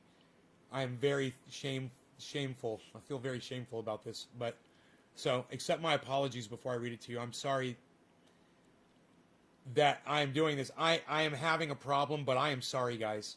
I am sorry. This is my responsibility, and I have to control this, no matter what, high blood pressure excuse or whatever. I'm obviously having an issue. This letter is part of the evidence. Here, let me put my face here where it's visible. It says, message to viewers, dear Nay's Garden audience, I begged, I pleaded, I screamed, I asked nicely, and none of you decided to check my Twitter feed this morning. In my mind, all of you should be checking it throughout the day, because it's where I post my innermost thoughts that are supposed to prime and inspire my audience for my podcast. But as it turns out, I've attracted the laziest, non-supportive, thankless audience who expects me 3 times a day and never feels it important enough to return the favor by downloading a simple free app like Twitter and supporting my channel by signing up for notifications. As much as I have put into this show and as little support as you give in return, God, I will be looking for a new format, a new audience, or maybe a new hobby altogether. You guys are fucking shameful. In addition, I should have been live hours ago, and not a single one of you thought to check Twitter. Enjoy the silence. I was going to run this for 2 hours with my mic muted and then kill the show. And I apologize. And I believe when I went live after, I believe my mic was still muted from when I was going to do it. I had it up on my screen, full screen. Dude, I was in full-on bipolar, addict, psychosis. I had just gone through finding out, that I had blacked out and gone into an addict mode and had, God, my neck feels so much better. Oh, my goodness gracious. Oh, yes. Oh, man, more of that, please. Wow. Oh, so much tension, man. So, I had basically had a psychotic break, like a nervous breakdown. And while I was having the nervous breakdown, I wrote this and was going to go live in complete silence and just leave that. The show that I was going to do was going to be telling you about how I got addicted to gambling. And it happened in 2 weeks. And I was going to tell you this really heartfelt, crazy story and just be honest with you and just tell you the whole truth about what had happened over the last several days.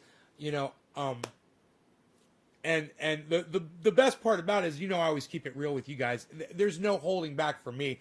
As when I found out about it, I was going to come to you about it.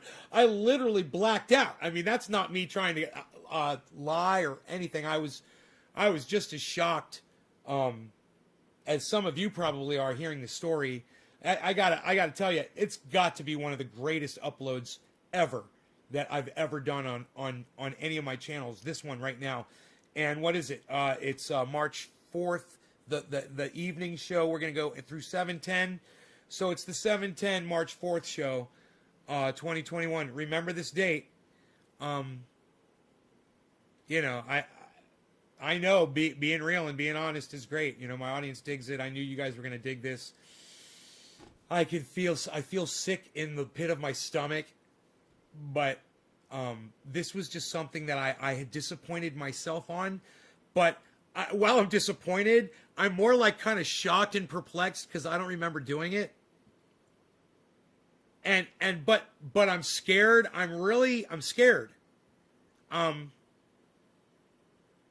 scared. I can't remember at what point in my day where I sat there and rationalized with myself that it was going to be okay to take out as much money out of my bank account and put it in cryptocurrency as I did. And you know what? Maybe I didn't. Maybe I never did it. Maybe I just decided to just purchase.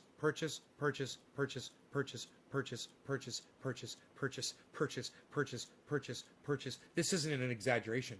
These are all $1,000 purchase in one night.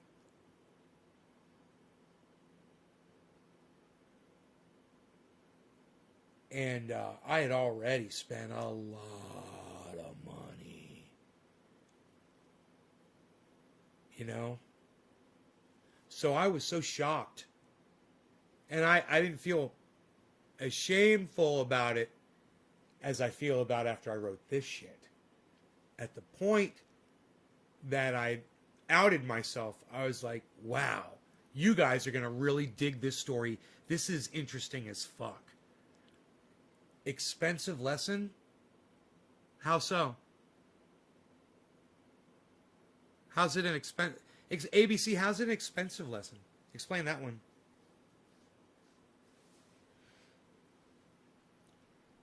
You guys realize what I'm doing, right? You guys realize that the money that I've already taken out, thousands and thousands of dollars, and put back in my bank, is all profit off of cryptocurrency over my caps, right? You realize that. I didn't take anything out that was under any of my caps. You guys realize that, right? It's not an expensive lesson. I'm making fucking money the whole time. A lot of money. A whole lot of money. I'm not going to cost myself money to teach myself a fucking lesson. I blacked out. I'm not going to punish myself financially. I'm not stupid. You know, I'm outing my addiction, but I'm not fucking stupid. You know?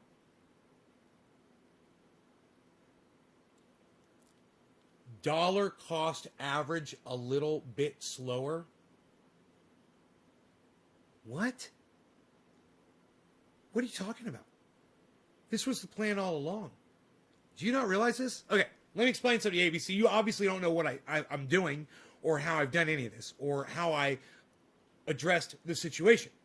I addressed the situation by keep doing exactly what I planned to do without the blackout. That's it. Do you understand that? Not, but yeah, we'll be back up soon. Bro, I was up the whole fucking time. Just because you had some bad picks doesn't mean I did, bro. I've been fucking raking that shit in, son. You understand that, right? Everybody knows that, right?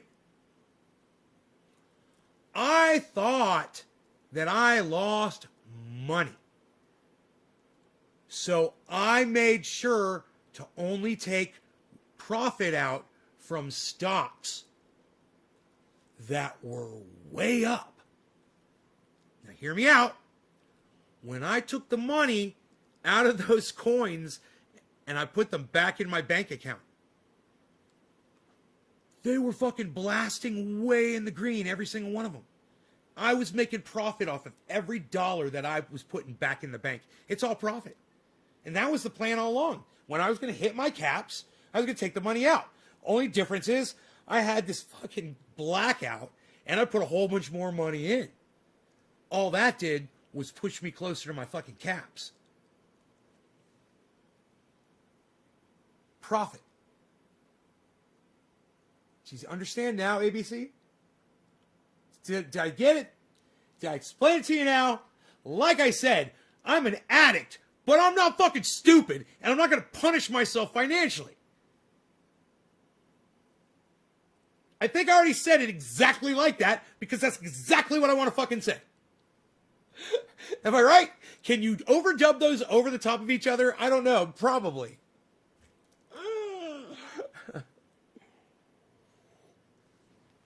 You got me. Thank you, bro. Thank you. I was trying to explain it, man. I just wanted to fucking explain it so you get where I was coming from, bro. I'm like, we're not hurt here, bro. We're still rolling. That was the whole great part of the story. Was every single motherfucker that's come in here and helped me with crypto. You guys are all still welcome here. And you know what? You're all still welcome to talk crypto with me. And I will, bro. Because I'm still in. I'm not getting out. I'm just putting the money back into my bank that I fucking fucked up and took out, man. I did some kind of fucking crazy shit, man. In fact, I can't wait to talk to my friend Dino about this. I can't wait to tell him what I fucking did. He's gonna fucking flip his shit, man. But God, Mark is too, man. You know what Mark's gonna probably say? Mark's probably going to say, dude, I could see it. I can just hear Mark right now saying, bro, I could see it in your eyes when you were telling me about it. You know, I knew you were fucking, as my friend, my best friend in the whole world, fucking Iceman says, you're ate up, son. You're fucking ate up. And as my other friend, 420 Soldier would say, I couldn't put it better. As my sister would say. So, we're just fanning the beard there. That's all we're doing. Fanning the beard.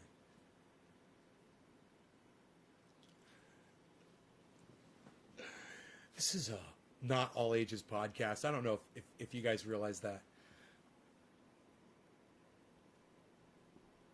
So to all of the people, let me finish this sentiment. All the people that, I know who all of you are, that were helping me with crypto. Thank you guys. You guys are awesome. Listen, because of you guys and because of all the podcasters that I watched, I became a fucking guru at this shit. I got so good at it that I literally blacked out and made a whole bunch of really good purchases. You know, I knew what the fuck I was doing. I just don't remember doing any of it. I could have been in bed, laying in bed. I could have been in the bathtub. I could have been sitting out here. I could have been on the computer. I could have been doing it during a live podcast. I could have been doing it sitting outside. I don't remember any of it. And I could have been doing a little bit here, a little bit there, a little bit here, a little bit there. I didn't look at the times, you know? Actually, I probably should. I probably could go look at the times when those transactions went through and find out. The thing about crypto is they keep the time, man, which is great. They keep everything. Man, crypto is fucking awesome, man. I love how secure it is. So, to all of my friends that came in and helped, look, you guys were not feeding my addiction. You guys were protecting me. And you guys did. And you did a great job. What I want you to know is, because of y'all, I'm able to completely recover from what I did and keep doing exactly what we've been doing the whole time. Even with this addiction thing that happened to me, I'm not pulling my money out of crypto. I'm not pulling. When I did that video of pulling my money out of crypto, you know, I didn't say I was pulling all of it out, and that was the point. You know, I'd already figured out there was a problem, and I needed to start putting money back in the bank. I talked to my sister, and I needed to put money back in the bank. Well, the next day is when I checked or at night it was the morning, 6:40 in the morning. I checked my bank account, and that's when I realized at some point I had lost my mind. And it all coincided with the personality thing, and you know, it's like a type A thing, and then you got the confusion that goes with bipolarity. And I have never, and it, you know, it's like a menopause because I'm that age. That we have a hormone change too. That, you know, men go through this shit too. And I'm getting all of this shit. And I'm just, you know, my brain is like shutting off at some point, you know, just shutting down. And I'm so glad that I'm aware of that. You know, I'm so glad that there was a written record of it all. So I could look at it and go, what the fuck is all this? Did I get hacked? And I'm like, oh, wait. No, of course I didn't get fucking hacked. I was like, wait. What the fuck is all this? And then, wait, what the fuck is all of that in the credit card? All of those realizations built up this awareness inside me that I realized I had snapped. I'm like, oh, I snapped, bro. I gotta talk to my friend Dino, bro. I gotta tell him, bro. Bro, I had a psychotic episode, man. Where the fuck is Chuckles at, man? Chuckles! Somebody type Scott Root in Facebook for me, please. Scott Root in Facebook. Please, thank you so much. For all of you that are going to do that. All of you, please do that right now in Facebook. Please type Scott Root in chat. Thank you so much. Chuckles could help me with this because, yeah, I've had psychotic breaks. He doesn't get rage breaks. He has a different kind of thing going on. He doesn't get rage. He externalizes a whole other way. But he'll understand when I tell him that I blinked out. And I did some shit that I don't remember. Aside from a rage fit, which had happened to me before. Thank you, Debbie. Thank you, Debbie. Please, everybody else type Scott Root in the chat. I don't recall, aside from a rage event, ever blacking out. Yeah, I once had a rage event. I did some things, but I remember doing them while I was raging, you know? That was a long time ago. That was, you know, before the whole episode Under the Stairs with the police and the whole cocaine thing. So, I've lost control like that, but that's not something that I experience frequently. You know, that's something as I grew older, it became, you know, like, yeah, whatever, you know, whatever. You let things go, you know, and you just go on with your life and you live, and you don't want to be hassled, and you don't want to have drama, you know. So you're just like, you know, you just get away from it however you can, and you make that separation, and then you move on with your life. And you get over it, whatever the fuck it was. Dude, this was an addiction-based blackout. I've never seen that shit before.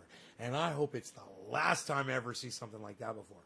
I mean, again, before. I never want to experience that ever again. I blacked out when I broke my neck in the motorcycle accident. I don't remember any of that. It's funny is, even before the motorcycle accident, it reversed. Oh, dude. Oh, my God.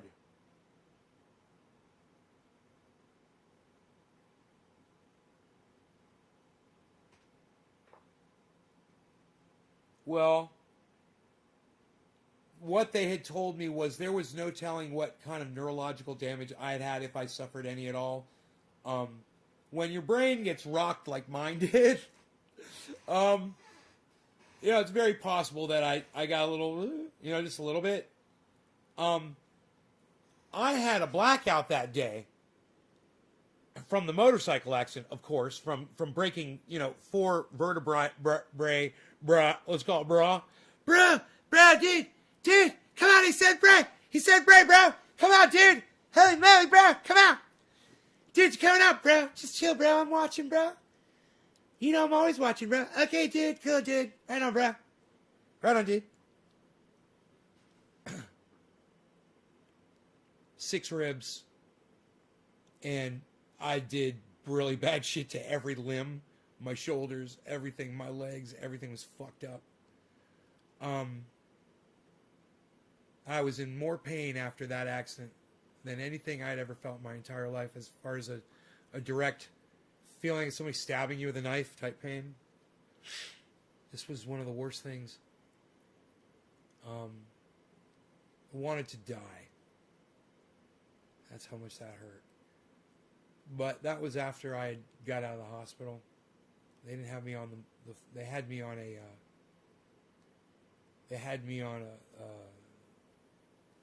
they put me in a drug-induced coma.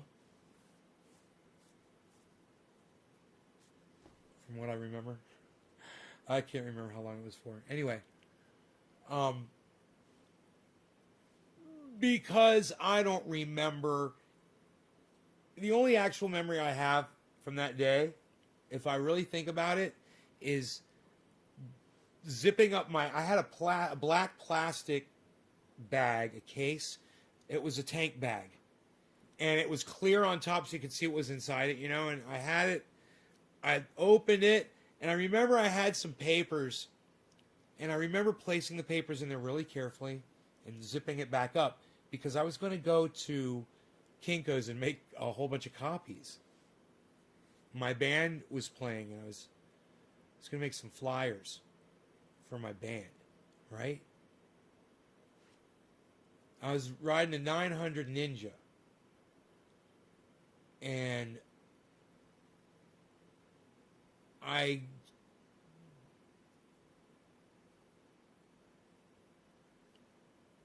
believe I remember pulling out of my driveway, and boom, and that's it. And my memory stops, right? So when I had this thing with the goddamn crypto, I blacked out too. The doctor said, when I got into that accident, he said, you've got problems down the road that you're going to be dealing with. And he said, make sure you get these motherfuckers for everything you can, this insurance company. He said, don't just settle for whatever they offer. And then my lawyer's like, yeah, we're going to take this offer. I had a lawyer that was helping me, and I was like, fuck, dude. My lawyer didn't want to push it. So I got a recording studio out of it. But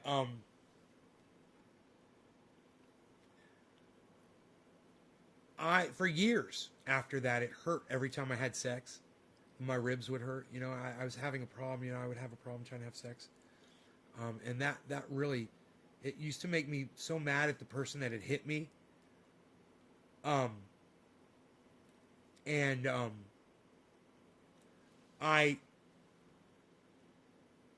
remember the doctor saying, you're going to have nerve issues because of the damage to your neck. He said, he says, you should be dead. They had a whole bunch of doctors look at my x-rays because they could not believe that the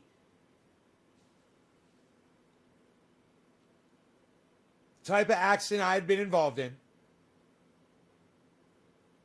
the contact that my head and my spine made with a fucking car head on, the injuries that I sustained in my neck, and how the fuck I didn't need a halo for my neck. I didn't need a halo. And none of the cracked vertebrae were broken. There were 4 in a row. They were all cracked. And I needed a neck brace. And they told me, you never ride on a roller coaster again. They said, but as far as what happened to you, they said, I got a whole bunch of my doctor friends together, man. We were all looking at your x-rays, and we want to know, what it was. And they wanted to see the fucking motorcycle helmet. And so the doctors saw the fucking helmet, and somebody contacted the local news, and a local news, it was Channel 2 News, the anchor from the news, one of the main people came out. He was like an anchor at one point, and then he was out on the road, and I can't remember what the fuck he was doing. He was really, I can't remember him, and I can't remember the guy's name or anything. But he came out and interviewed me, and they put me on the fucking news, and they showed the helmet and everything.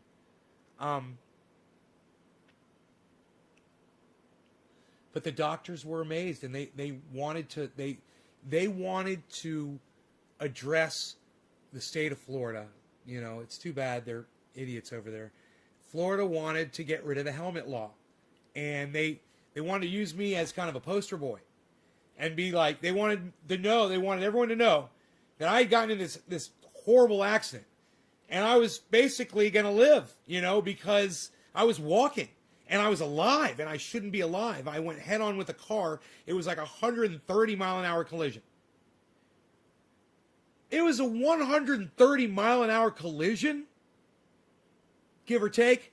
65 motorcycle, 65 Acura head on in a zone that was like 55 mile an hour. Everybody was hauling ass.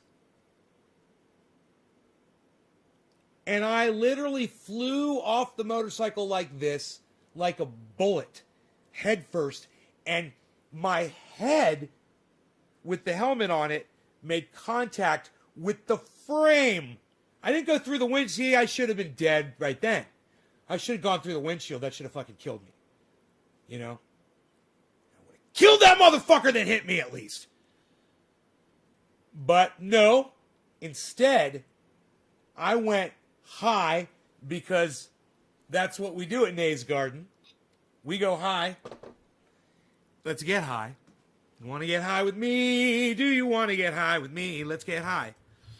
And I ended up making contact with the fucking frame of the fucking Acura.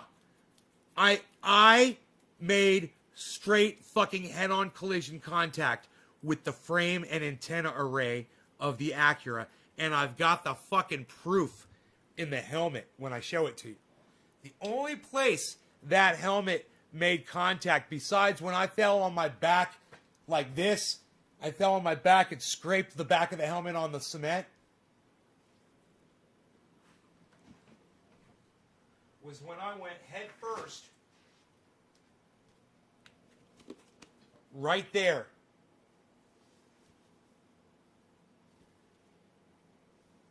Right there with the frame of the car. I smacked the frame of the car, popped the shield out, right? And then my head. All right, you ready for this? My head snapped like this, sideways. Right then is when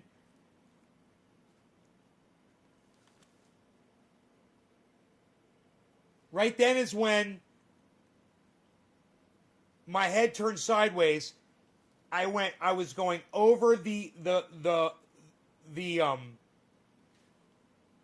frame of the car, and the back of my helmet went dead into the fucking array, almost at the exact same time. It was pa-pow.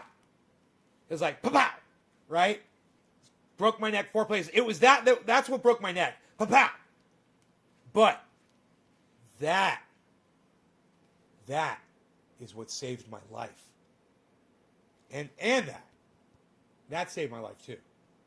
That right there, man. My head wasn't sideways when I was flying off the motorcycle. When you fly off a motorcycle, you fly head first until you hit something, right? I flew and went pow, and then my entire body after that, and this is all in one motion, did a somersault.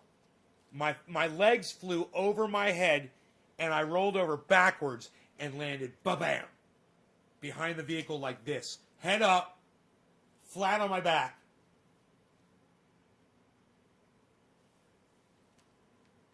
And the entire story is in the helmet. The entire story is told like a record of exactly how the accident happened. And you can literally see how it snapped my neck. You can see where my ribs hit the windshield. And my ribs that broke were all the top ones up here. Because when that happened, this happened too. So that helmet was in almost pristine condition before that accident. And it's never been molested in any other way since the accident. That's how it looked right after the accident. None of the paint has chipped off. Nothing. That's exactly how it looked. Hey, Brian, what's up? So, don't ride motorcycles, folks. It wasn't my fault. I don't remember it, but I know it wasn't my fault. You know, the other guy's the one that got ticket. And I was the one that was out in the highway. He pulled out. And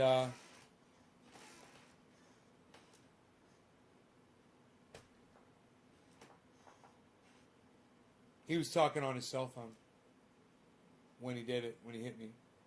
Stayed on his cell phone, too, talking to his wife. Didn't think to hang up and call the ambulance or 911 or anything. After I'm laying there fucking motionless on the pavement. Well, they thought I was dead. Everyone thought I was dead. Some lady came up and said, he's still breathing. And she tried to rip my helmet off my head.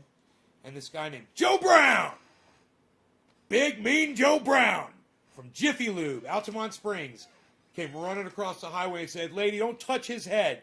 Do not touch that helmet. She said, I'm a nurse. He said, you obviously are not a nurse. Don't touch his helmet. Paramedics got there and they said, thank you for leaving this man's helmet on. They didn't take my helmet off until I got to the hospital.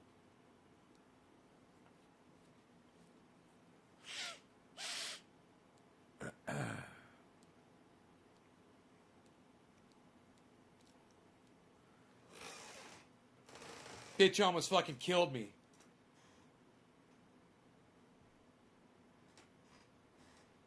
Fuck.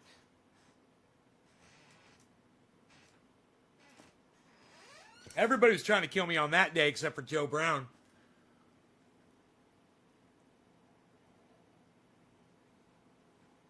I've had people come into my life like Joe Brown and save my life before. He is definitely one of them. He saved my life. In addition to the helicopter crew, you know, the paramedics that put me in the chopper and flew me to the fucking hospital, the doctors that worked on me, you know, there were a lot of people involved in saving my life that day too. Thank you to all of them.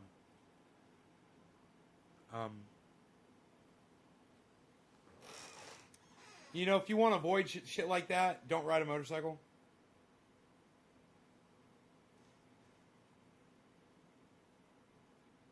Sorry, Megsy, that sucks.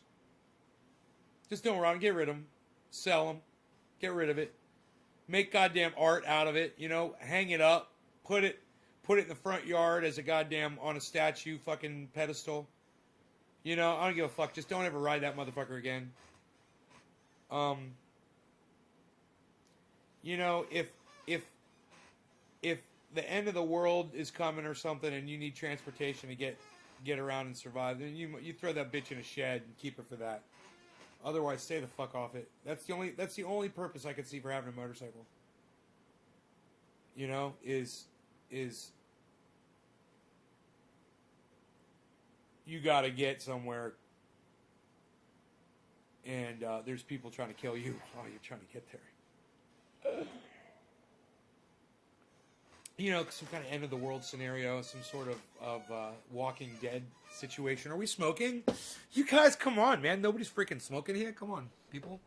What are we talking about here? I bet you guys didn't even drop digits for me. It's unreal. Nobody's even doing that. Hey, thank you, Sam McGahee. A lot of chat going here tonight. What a show, too, man, huh? Quite revealing. Bad Blue Jaw, Zane, Digits, thank you guys. I want to say thank you to everybody that's dropping digits. J-Man tried with the 2. 2 don't mean nothing, pal. What's a 2? Nobody does a 2 anymore. Steven Running 7, thank you, buddy. Okay. Steven Running 7, thank you, sir. That would be you, good sir. Steven Running, that is you. Ooh, look at that mouse. It's like magical. Magical. Magical. Cannabis living. Drop to 3. What's up, Cannabis living?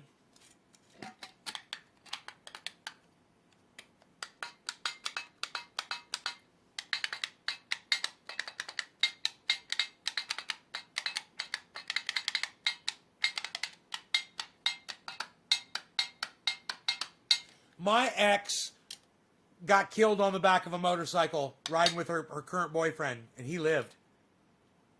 Megsy, I didn't realize that the same fucking thing happened with my ex. One of the first girls that I was ever involved with when I was really young. And it happened when we were young, you know. I was probably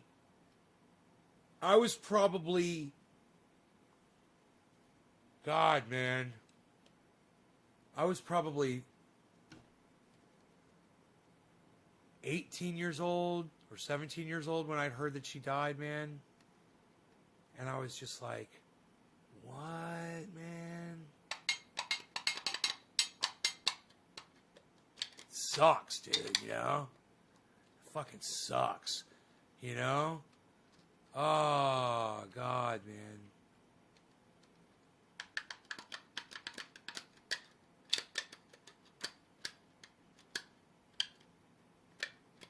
All right, this orange bud smells like oranges on an orange truck while drinking an orange soda and enjoying the flavor of a moist orange chocolate muffin. In an orange orchard, an orange grove. It's been a while. Been a while since I've been around them. In an orange grove, while eating some orange flavored candy with some orange flavored frosting on top. Ah, the taste of oranges. Aren't you glad you tuned into this broadcast? All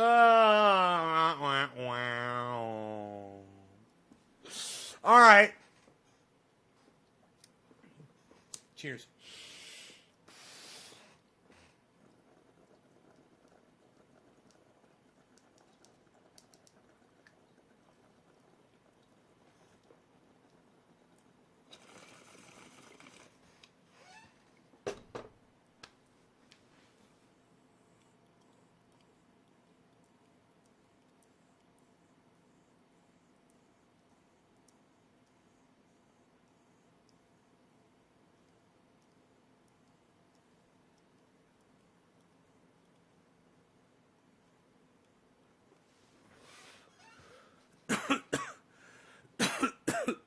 It's okay because I blacked out.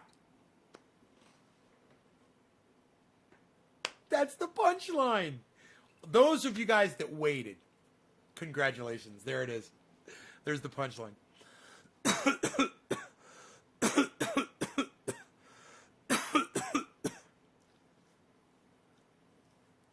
Melissa called me Puff Daddy. Melissa, keep calling me Daddy, and I'm going to get interested, finding out a little bit more about you. And I must say, I take it, something about the name Melissa, too. So, you've got that working for you as well. That whole Melissa thing.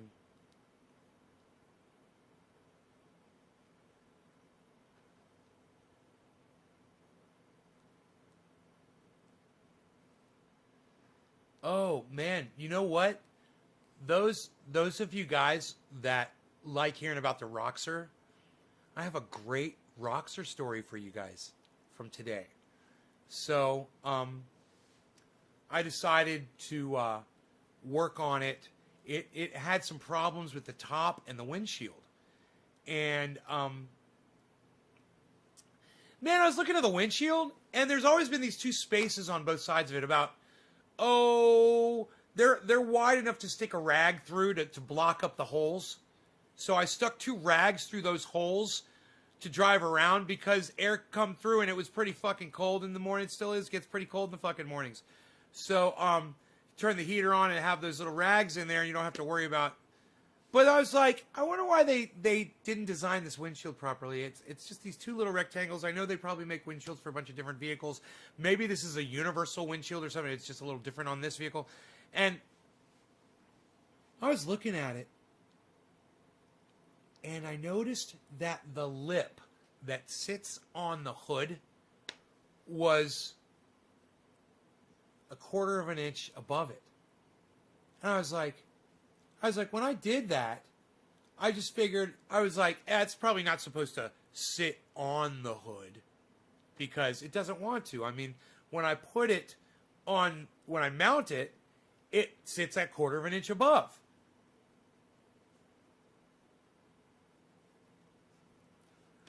Well, I went and I loosened up all of the screws and nuts that were holding it in. There's 5, and I had to loosen up the top, right? And I tried to push the windshield down a little bit. I was kind of tapping it down with a screwdriver on the side from inside the cabin a little bit. And then I got this idea to just kind of grab it from the top. And I grabbed it from the top. I was like, it felt like there was no play left in it. I was like, how's it going to come down a quarter of an inch? And then I was like, maybe it's supposed to slide forward a little bit, right? So I slid it forward just a little bit, and then I went back down, and there was still a space, and I've got these 2 bolts that are holding it down inside too, but I didn't loosen those up because those are holding it down inside the cabin. So I took a screwdriver and a wrench, and I started tightening those down, and those fucking screws started pulling the goddamn windshield down, and I went back up, and I pulled down on it, and I screwed them down, and I got that windshield almost all the way down. Not all the way, but almost. I got it to where that lip was like down on the fucking hood. And I realized, I was like, that's where it's supposed to be. And I took a couple of little pieces of monster tape and just put it where the little tiny slots were. I was like, I don't mind just putting a little black tape on there because it's a black frame right in there, and nobody's even going to notice that that's tape right there. It's just black, and the monster tape's black. And you put it on the inside and the outside, and it just looks like it's part of the dash, you know. Tiny little spot now. I got that windshield almost all the way down. I tightened it back on. So then I loaded Rogie up. We already talked about Rogie. That was how we started the show. I loaded Rogie up, and if you guys want to hear that story, go watch the beginning of this after it uploads. Crazy. In the Roxer. And we went down the road, and, I was going to pick up garbage because I took him down. I took him out, and I had in my Jeep, I had a couple of little bags, and I'd seen some trash, but I wasn't really thinking about it. I got down there, and I decided to go really fast and see what the windshield was going to do, or what the roof was, how the roof was going to ride and shit. And I got about halfway down my run, and it started flapping really bad, and then boom, the whole fucking roof is a soft roof. It's like a piece of canvas with snaps on it. It flipped up and went back, which has never happened to me before. And I was like, what the fuck just happened? And I pulled over, on the side of the road. There's garbage on the side of the road right there. That's what started inspiring me. I saw the garbage on the side of the road when I pulled over. So I was like, I got a couple bags while I'm right here. I can pick up some garbage while I'm right here, right? I started picking up garbage. I took the dog with me. I filled up these 2 bags, and people had left like human shit in bags or something. I don't know what the fuck it was. But there was some disgusting shit that people were throwing on the sides, and they were throwing them in plastic baggies and Ziploc baggies, but it's still, I don't know what the fuck it was, man. But I like, this shit can't stay here, man. This is crazy. People are fucking pigs. And I will clean this shit up because people are fucking pigs, And goddamn, I don't give a fuck what your excuse is. You're a fucking pig. So there's cans, people are throwing their alcohol. We have to talk about all that shit. Filled up the bags, and I'm like, I'm not putting this fucking shit in my goddamn Rockster. Fuck that shit. I took the bags and I hung them up on mile marker. Count the mile markers. Make sure they all add up. I hung that bitch on a mile marker. I put the other one up on mountainside. I was like, I'll come back with a garbage bag. I'll take that garbage. I'll throw it in a big garbage bag. I'll knot that up, and then I'll take that, right? Well, I'm looking at the roof now to try to figure out what's going on with that. And the roof is just two straps that go across these two Velcro things that go around the inside frame where the windshield goes of the Rockster, right here and here. And there's just a round thing. It just loops. It's fucking genius, and it works like a charm. And it loops around, and it's sewn to these straps, and you pull the straps tight, and it pulls that fucking canvas down super tight. And if you install it straight and you install it correctly, the thing works fantastic, that cover. Well, when I was working with the windshield, I had taken those things apart, and I forgot to put them back on. And I didn't even know what they were. I was like, what are these? I was like, I'll undo them. They're not even doing anything. So on the side of the road, I had to interweave those things back between the windshield and the frame. It's Velcro. It's a little thick. I kind of had to feed it through there, you know? And I had to go into unzip the goddamn window, go in there and reattach it. And I had to go back outside and pull them down tight, make sure they were on there good. And I did. And then I drove Rogan home, let him stay in the Rockster. I went inside. I went to my Chevy truck. I grabbed a garbage bag because I keep garbage bags in there, a roll of them.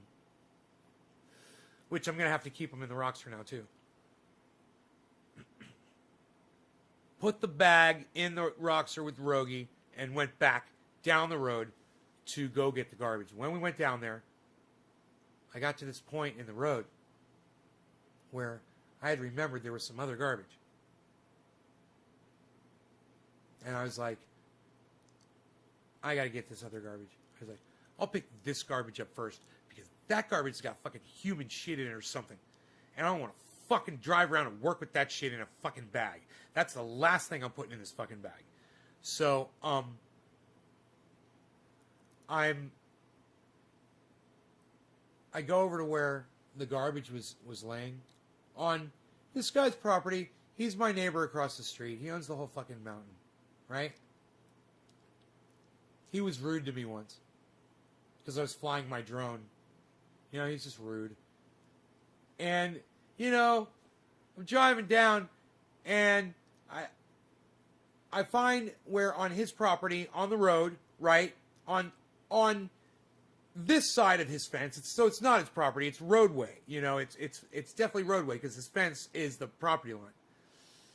Someone just dumped garbage in because it's not his property. You know, it's on the road basically, but it's not on the road. It's on the grass in a ravine next to his property, in a ravine that goes under his fence. He didn't pick it up.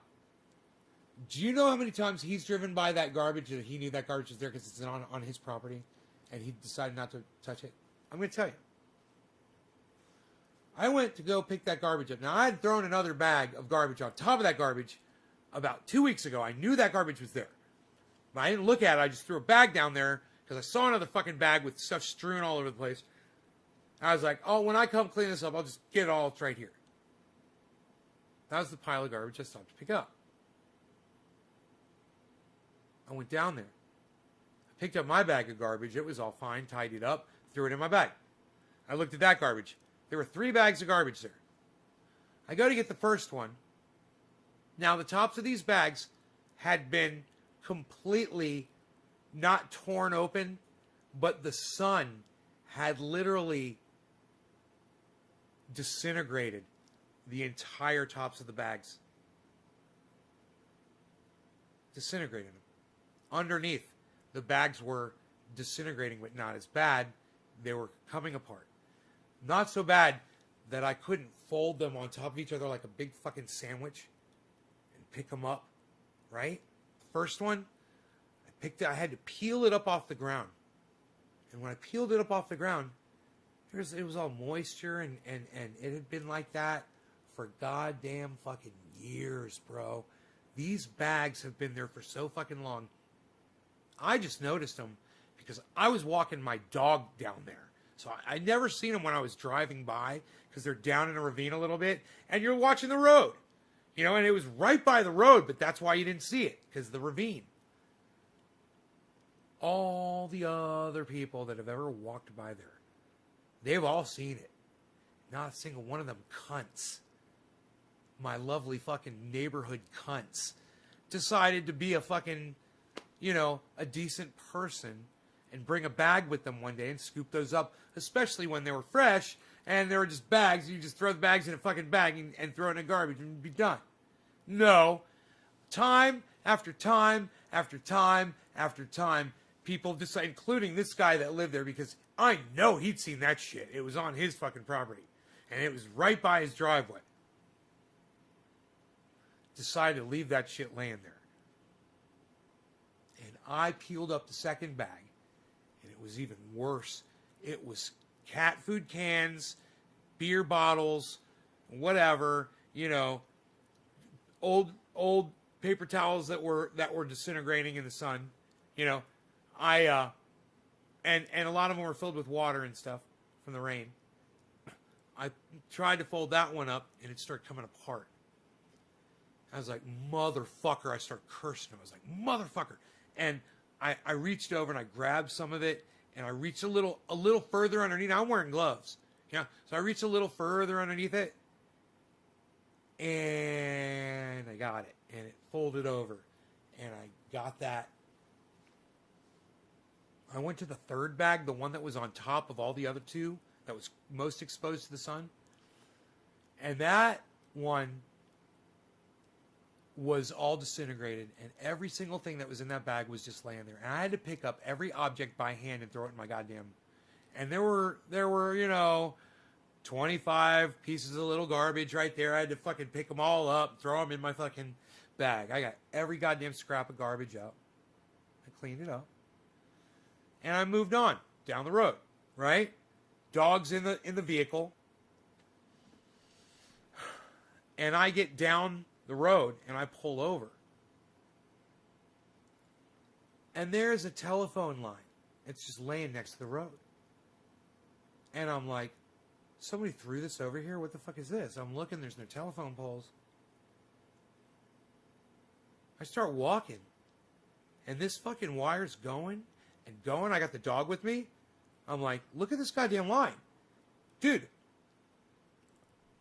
I saw the end of it. The end of it was just laying there on the side of the road. It's going to a fucking junction box. I could see it. It was just laying there. I figured it was going to be 50 feet longer, so I'd pick it up and throw it away. Right? But I had a feeling not to. I don't know why. Oh, I was walking the dog. Saw it when I was walking the dog. You don't ever see this shit when you're driving. This is a 55 mile an hour zone. So, this is outside the hood. This is down the highway a bit. I start walking. And I'm looking up to see if there's any telephone poles. And I'm looking down, and this wire is going and going. So I start looking up in the mountain, because I start thinking, dude, is someone up in the mountain, like, piping in some power or something on these lines? I'm like, they're phone lines. What the fuck is going on? Right? I keep walking, and all of a sudden it starts going up a tree. Now I'm like, okay, it's going up a tree. Is there a pole somewhere around here that this one goes to? This fucking cable goes to another goddamn tree. And this phone line has been strung tree to tree. And I wasn't walking far enough to find out how fucking far or where this fucking phone cable was coming from or where it was supposedly going to, because I wanted to pick up garbage and I had my dog with me and I had to turn around. We'd already walked like fucking 2 miles down the road. So I turned around and I was like, I'm going to have to investigate this when I'm in the vehicle, and not picking up garbage. Turns out, when I went to go pick up that garbage with the human waste in it, I threw it in the bag, put it in the back of the Roxer, and the other bags that were all disintegrating, remember those? Right. Well, they started leaking that rainwater into the back of my Roxer. And I was like, oh, no. I was like, I opened up the fucking, the Roxer in the back. It's out back in the bed. I opened up the bed. I pulled the fucking bag out. I set it on the ground. And I'm like, man, I'm just going to fucking leave this bag here, and I'll make the goddamn garbage man come pick it up. I did all this work. Somebody else should fucking pick this up. I was like, nobody's going to pick this. I'm bipolar now, right? I'm totally bipolar. I totally had this conversation in my brain. I'm like, nobody's going to pick this fucking garbage bag up, you fucker. I was like, just roll it around a little bit, get all the water out of it. So I just set it around on the ground, and the water did drain out. I shook it around a little bit, and there was no more water coming out of it.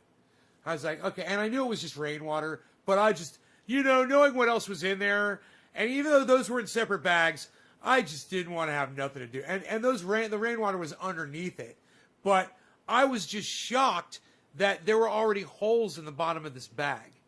I was shocked. It was a brand new fucking bag, and it's just so obnoxious. I'm throwing garbage in, and it's just, it's dangerous shit. It's poking holes in the goddamn garbage bag. So I put that shit back in the bed, I turned around, and I put it so it wouldn't move around, right in the very back, leaned it against the side, the corner, the back, and I drove real slow all the way home with the dog, He was fucking exhausted, man. This dog's had a crazy fucking day today, man. This dog has probably walked, 5 miles with me at least throughout the day. And he's probably done more actually on his own.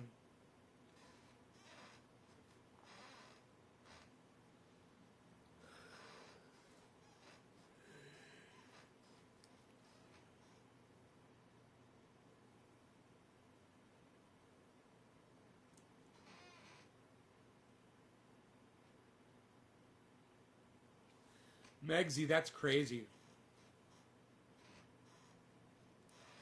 That's horrible. Sorry to hear that.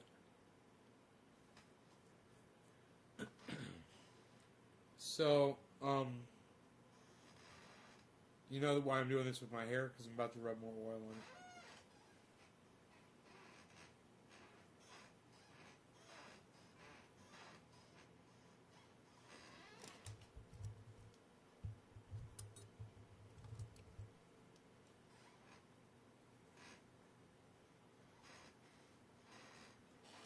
You owe the family. We're waiting for our payment. But until that time, I highly suggest you tread very lightly, my friend.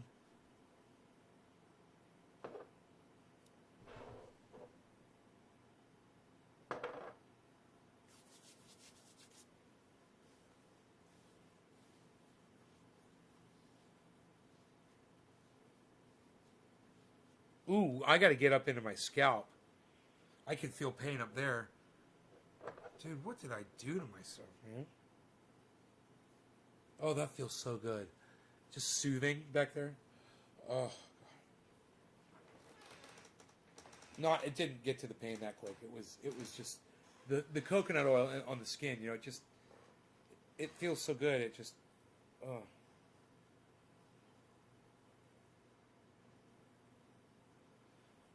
Oh, God.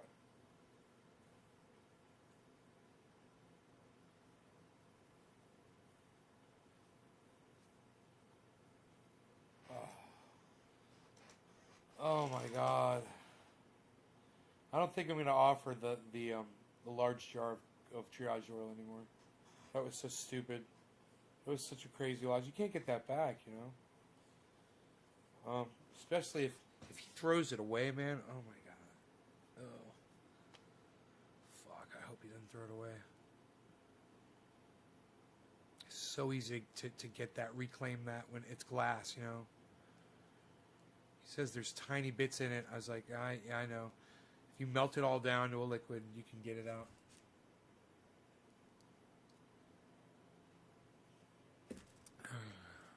And plus the glass, it's good for your skin. It's an abrasive. It'll get rid of your, it'll help get rid of your scars. You see this? I got a scar right here. A little bit of glass in there, never hurt anybody. Kidding. You got to make sure there's no glass in it if you're going to use it. But, glass will sink, definitely, and oil will slide off. If You know what you're doing. You can remove it. God, I hope he got some out. Man, that's the whole thing. You know, I'm just hoping it didn't go to waste because, dude, if he throws it away, I was like, make sure to freeze it, man. I think I told him to keep it cold, man. I hope he did. God, please tell me you put that shit in the freezer. I should tell him that right now.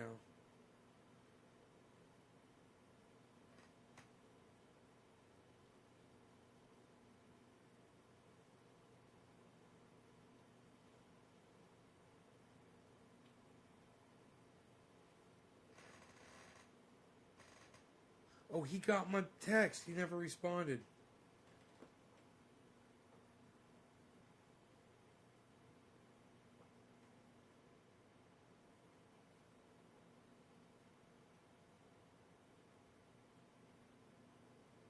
Oh, cool. He just got my message. Cool, cool, cool.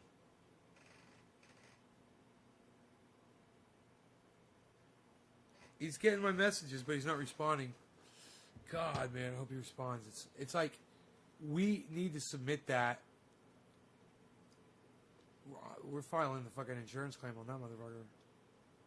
Fuck those motherfuckers. He sent me pictures. That bitch was fucking cracked. I mean, dude, I understand if the jar gets cracked a little bit, but I had it wrapped so good that it should have held it together fairly well and just had like a crack in it. Man, it looked like somebody fucking smacked the fuck out of this thing, man. It's a glass jar. It's a mason jar.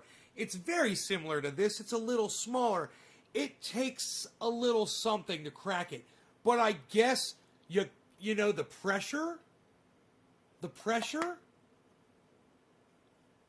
I guess? To have the frozen product in there in the bottom of an airplane and having it freeze. You know, I make sure to freeze it before I send it. That's why I'm so confused. I don't know. He showed me pictures, and I'm like, I need better pictures, man.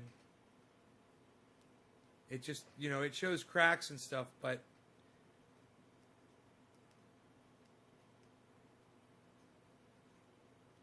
I need to talk to him because I can help him get almost all of that shit back. It's so easy to do. All he needs is a baking dish.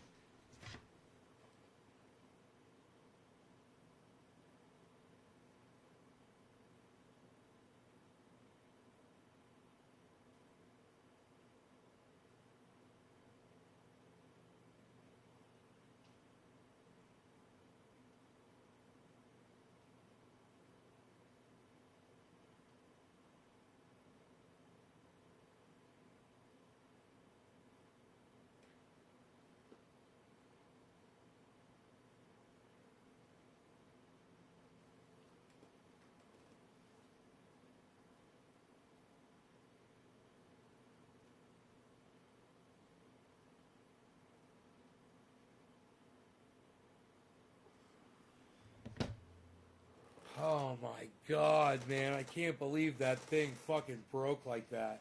I gotta take that off the goddamn website, man. I was so shocked when he ordered it. I was so happy. I wrapped it so good, man. Bulletproof, man. Fucking bulletproof. Nothing could have shock broken that thing. It had to be a pressure deal. I guess I should have sent it ground. It would have been fine if I'd sent it ground. Now I know, man. That's what ground is for. Fuck. Dude, luckily I wrapped it so good. It was in a plastic bag. Dude, God, is it still in the plastic bag? That's why I gotta look at these pictures. It was sealed in a giant plastic bag. Oh my God. Oh, those aren't, okay, that's not, Jesus. Those aren't tiny, tiny little pieces. You can remove all of that, man. You can get almost all that back. Oh my God. Okay. If he does it, God, I wish he would text me back, man.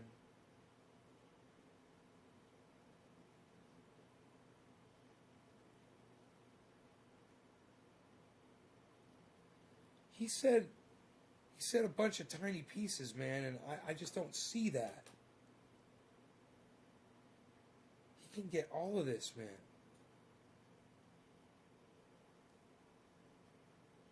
It's outside of. Is it outside of the plastic? Oh my God! I think he took it outside of the plastic.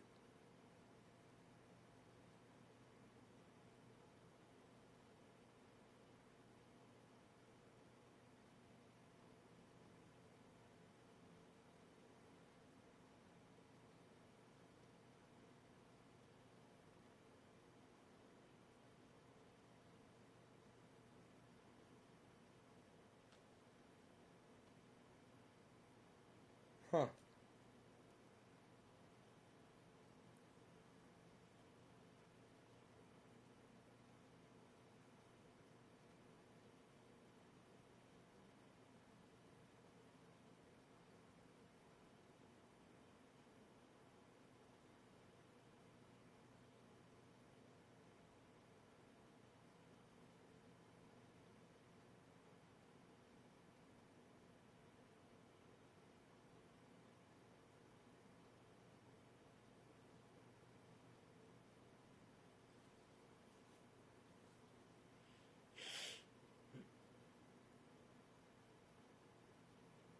It says he's getting my messages, but he's not responding.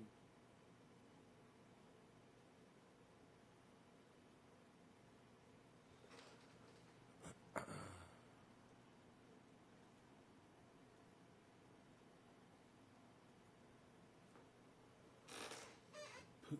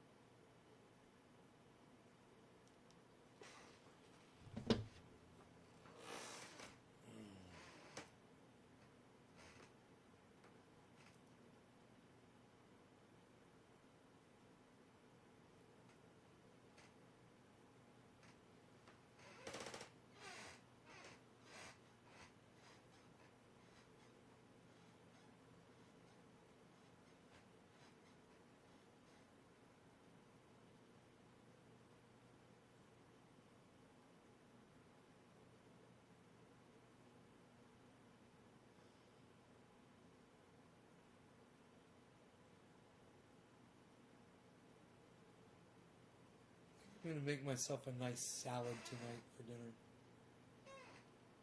Dave C, what's up, buddy? Why are you saying cancel Mardi Gras? What?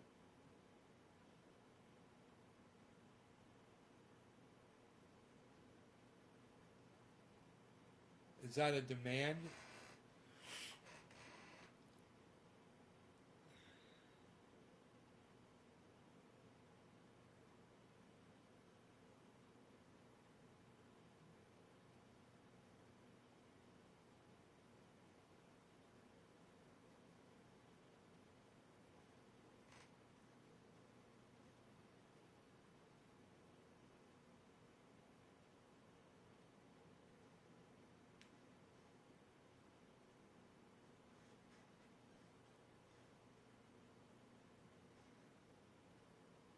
This happened in the earlier show. Everybody just stopped talking, man. I got all pissed off. I was like, fuck you guys.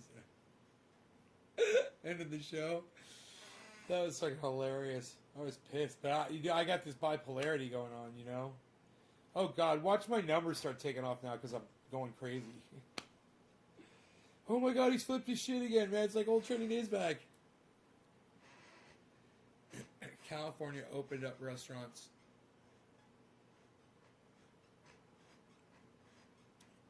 With limited capacity.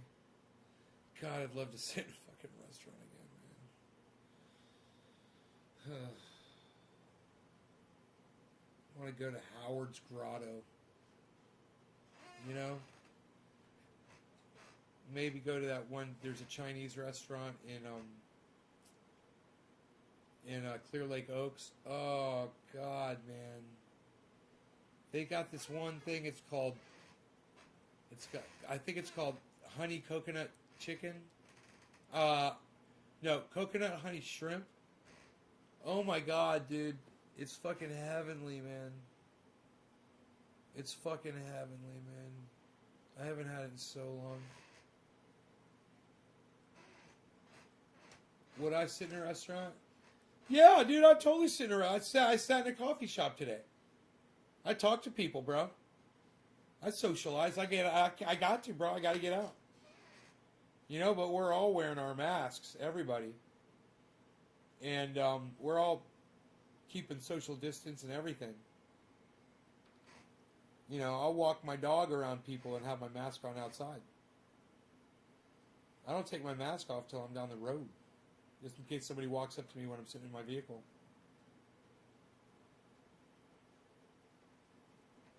But, oh, I sit at a coffee shop. I sit and ate today. You know, I sat. I had a thing. They call it a chocolate muffin, and it really wasn't. And then I had a thing. They call it a blueberry muffin, and it had blueberries but no sugar. You know, I was like, what is it, stevia? And they were like, we don't know. I was like, yeah, no. I was like, maybe ask them to put some sugar in it next time, because I can tell it's just not sweet. It's not fun. It's not what I want to pay money for to eat, for sure. Then I tried this. Somebody asked me before that. They asked me to try this beet smoothie and beet juice. I tried it, and I was like, yeah, you know, I guess I could see that. You know, I could see that, but I wouldn't pay money for it. Everybody got such a kick out of that. Oh my god, it's pretty funny. She kept telling people after they came, and she's like, he said he wouldn't pay money for this. I was like, hell no. Oh, hell no. Oh, hell no. No. Local bar closed, bro. Forever. Shuttered.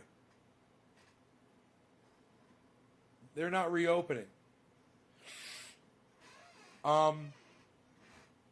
Man, I wouldn't be surprised. I wouldn't be surprised if the goddamn taps were out of there, bro. If they had the bars been taken out of there, I wouldn't be surprised. You know? I don't know. I have been inside there. I don't know what's taken out, but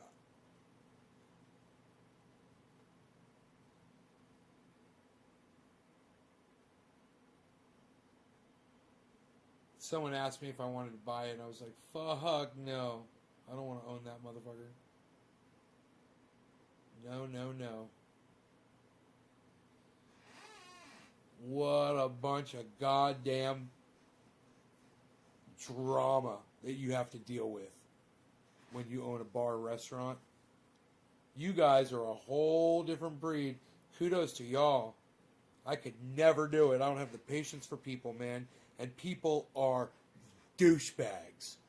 People get drunk in your bar, then they go in your bathroom and they rip the goddamn urinal out of the wall. You know, they get into fights. They wreck shit.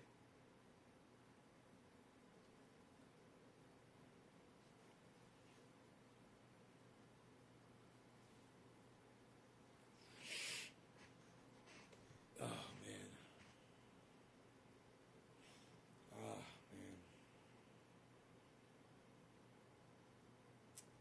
Anyhow, we thank you for talking to me, Dave. You guys take care. I love y'all. I apologize for what I've become lately. I really do. And I will see you guys later, hopefully. Check out Man Dan. We're going to have him on the channel in April. We're going to do an interview with Man Dan in April. And make sure you guys don't miss that. And I could do an interview with him, and I wouldn't need a list of questions to ask him. But I got so many questions for that guy. So many questions. You guys check out his channel. You guys, if you want to watch somebody just eviscerate flat earthers, and make them look like. And let me tell you something. This is something I want to talk to him about. Very often during his eviscerations of flat earthers, you'll hear him say, you know, they know this is fake. They know this. They prove it to themselves all the time. He always shows videos of flat earthers and hollow earthers literally proving themselves wrong, and then like trying to deflect or just completely ignore what they just completely debunked, their own theories. They debunked it, and he points that out, you know, and calls them out. It's a lot of fun. It's my guilty pleasure. I love it. Is the fact that I really believe that almost every single one of them knows. But I think I know why they do it. I think every single flat and hollow earther and a lot of you conspiracy fucking kooks out there, you all suffer from the same shared experience of being ignored and nobody listening to you. So you're acting out with this whatever theory or whatever you might call it, to get people to listen to you, because it's the only fucking thing that it seems you will be able to get people to listen to you about. You've been watching a lot of Matt Dillahunty. Watch the interview between Matt Dillahunty and Cy Mandan.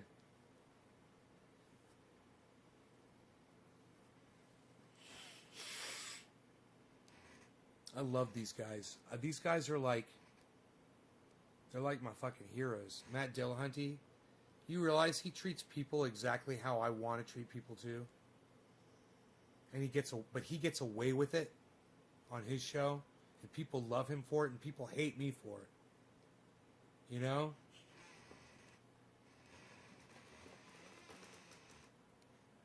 You guys should check him out, man. Matt Dillahunty, The Atheist Experience.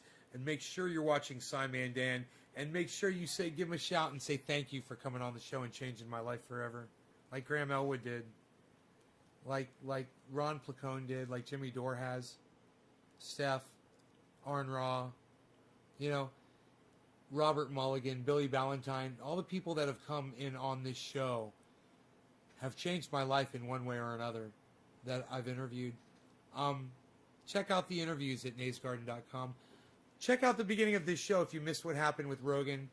Check out this morning's show for more insanity today. It's just been crazy bipolarity.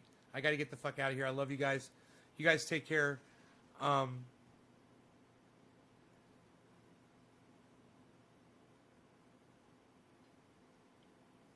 Who is Shannon Q?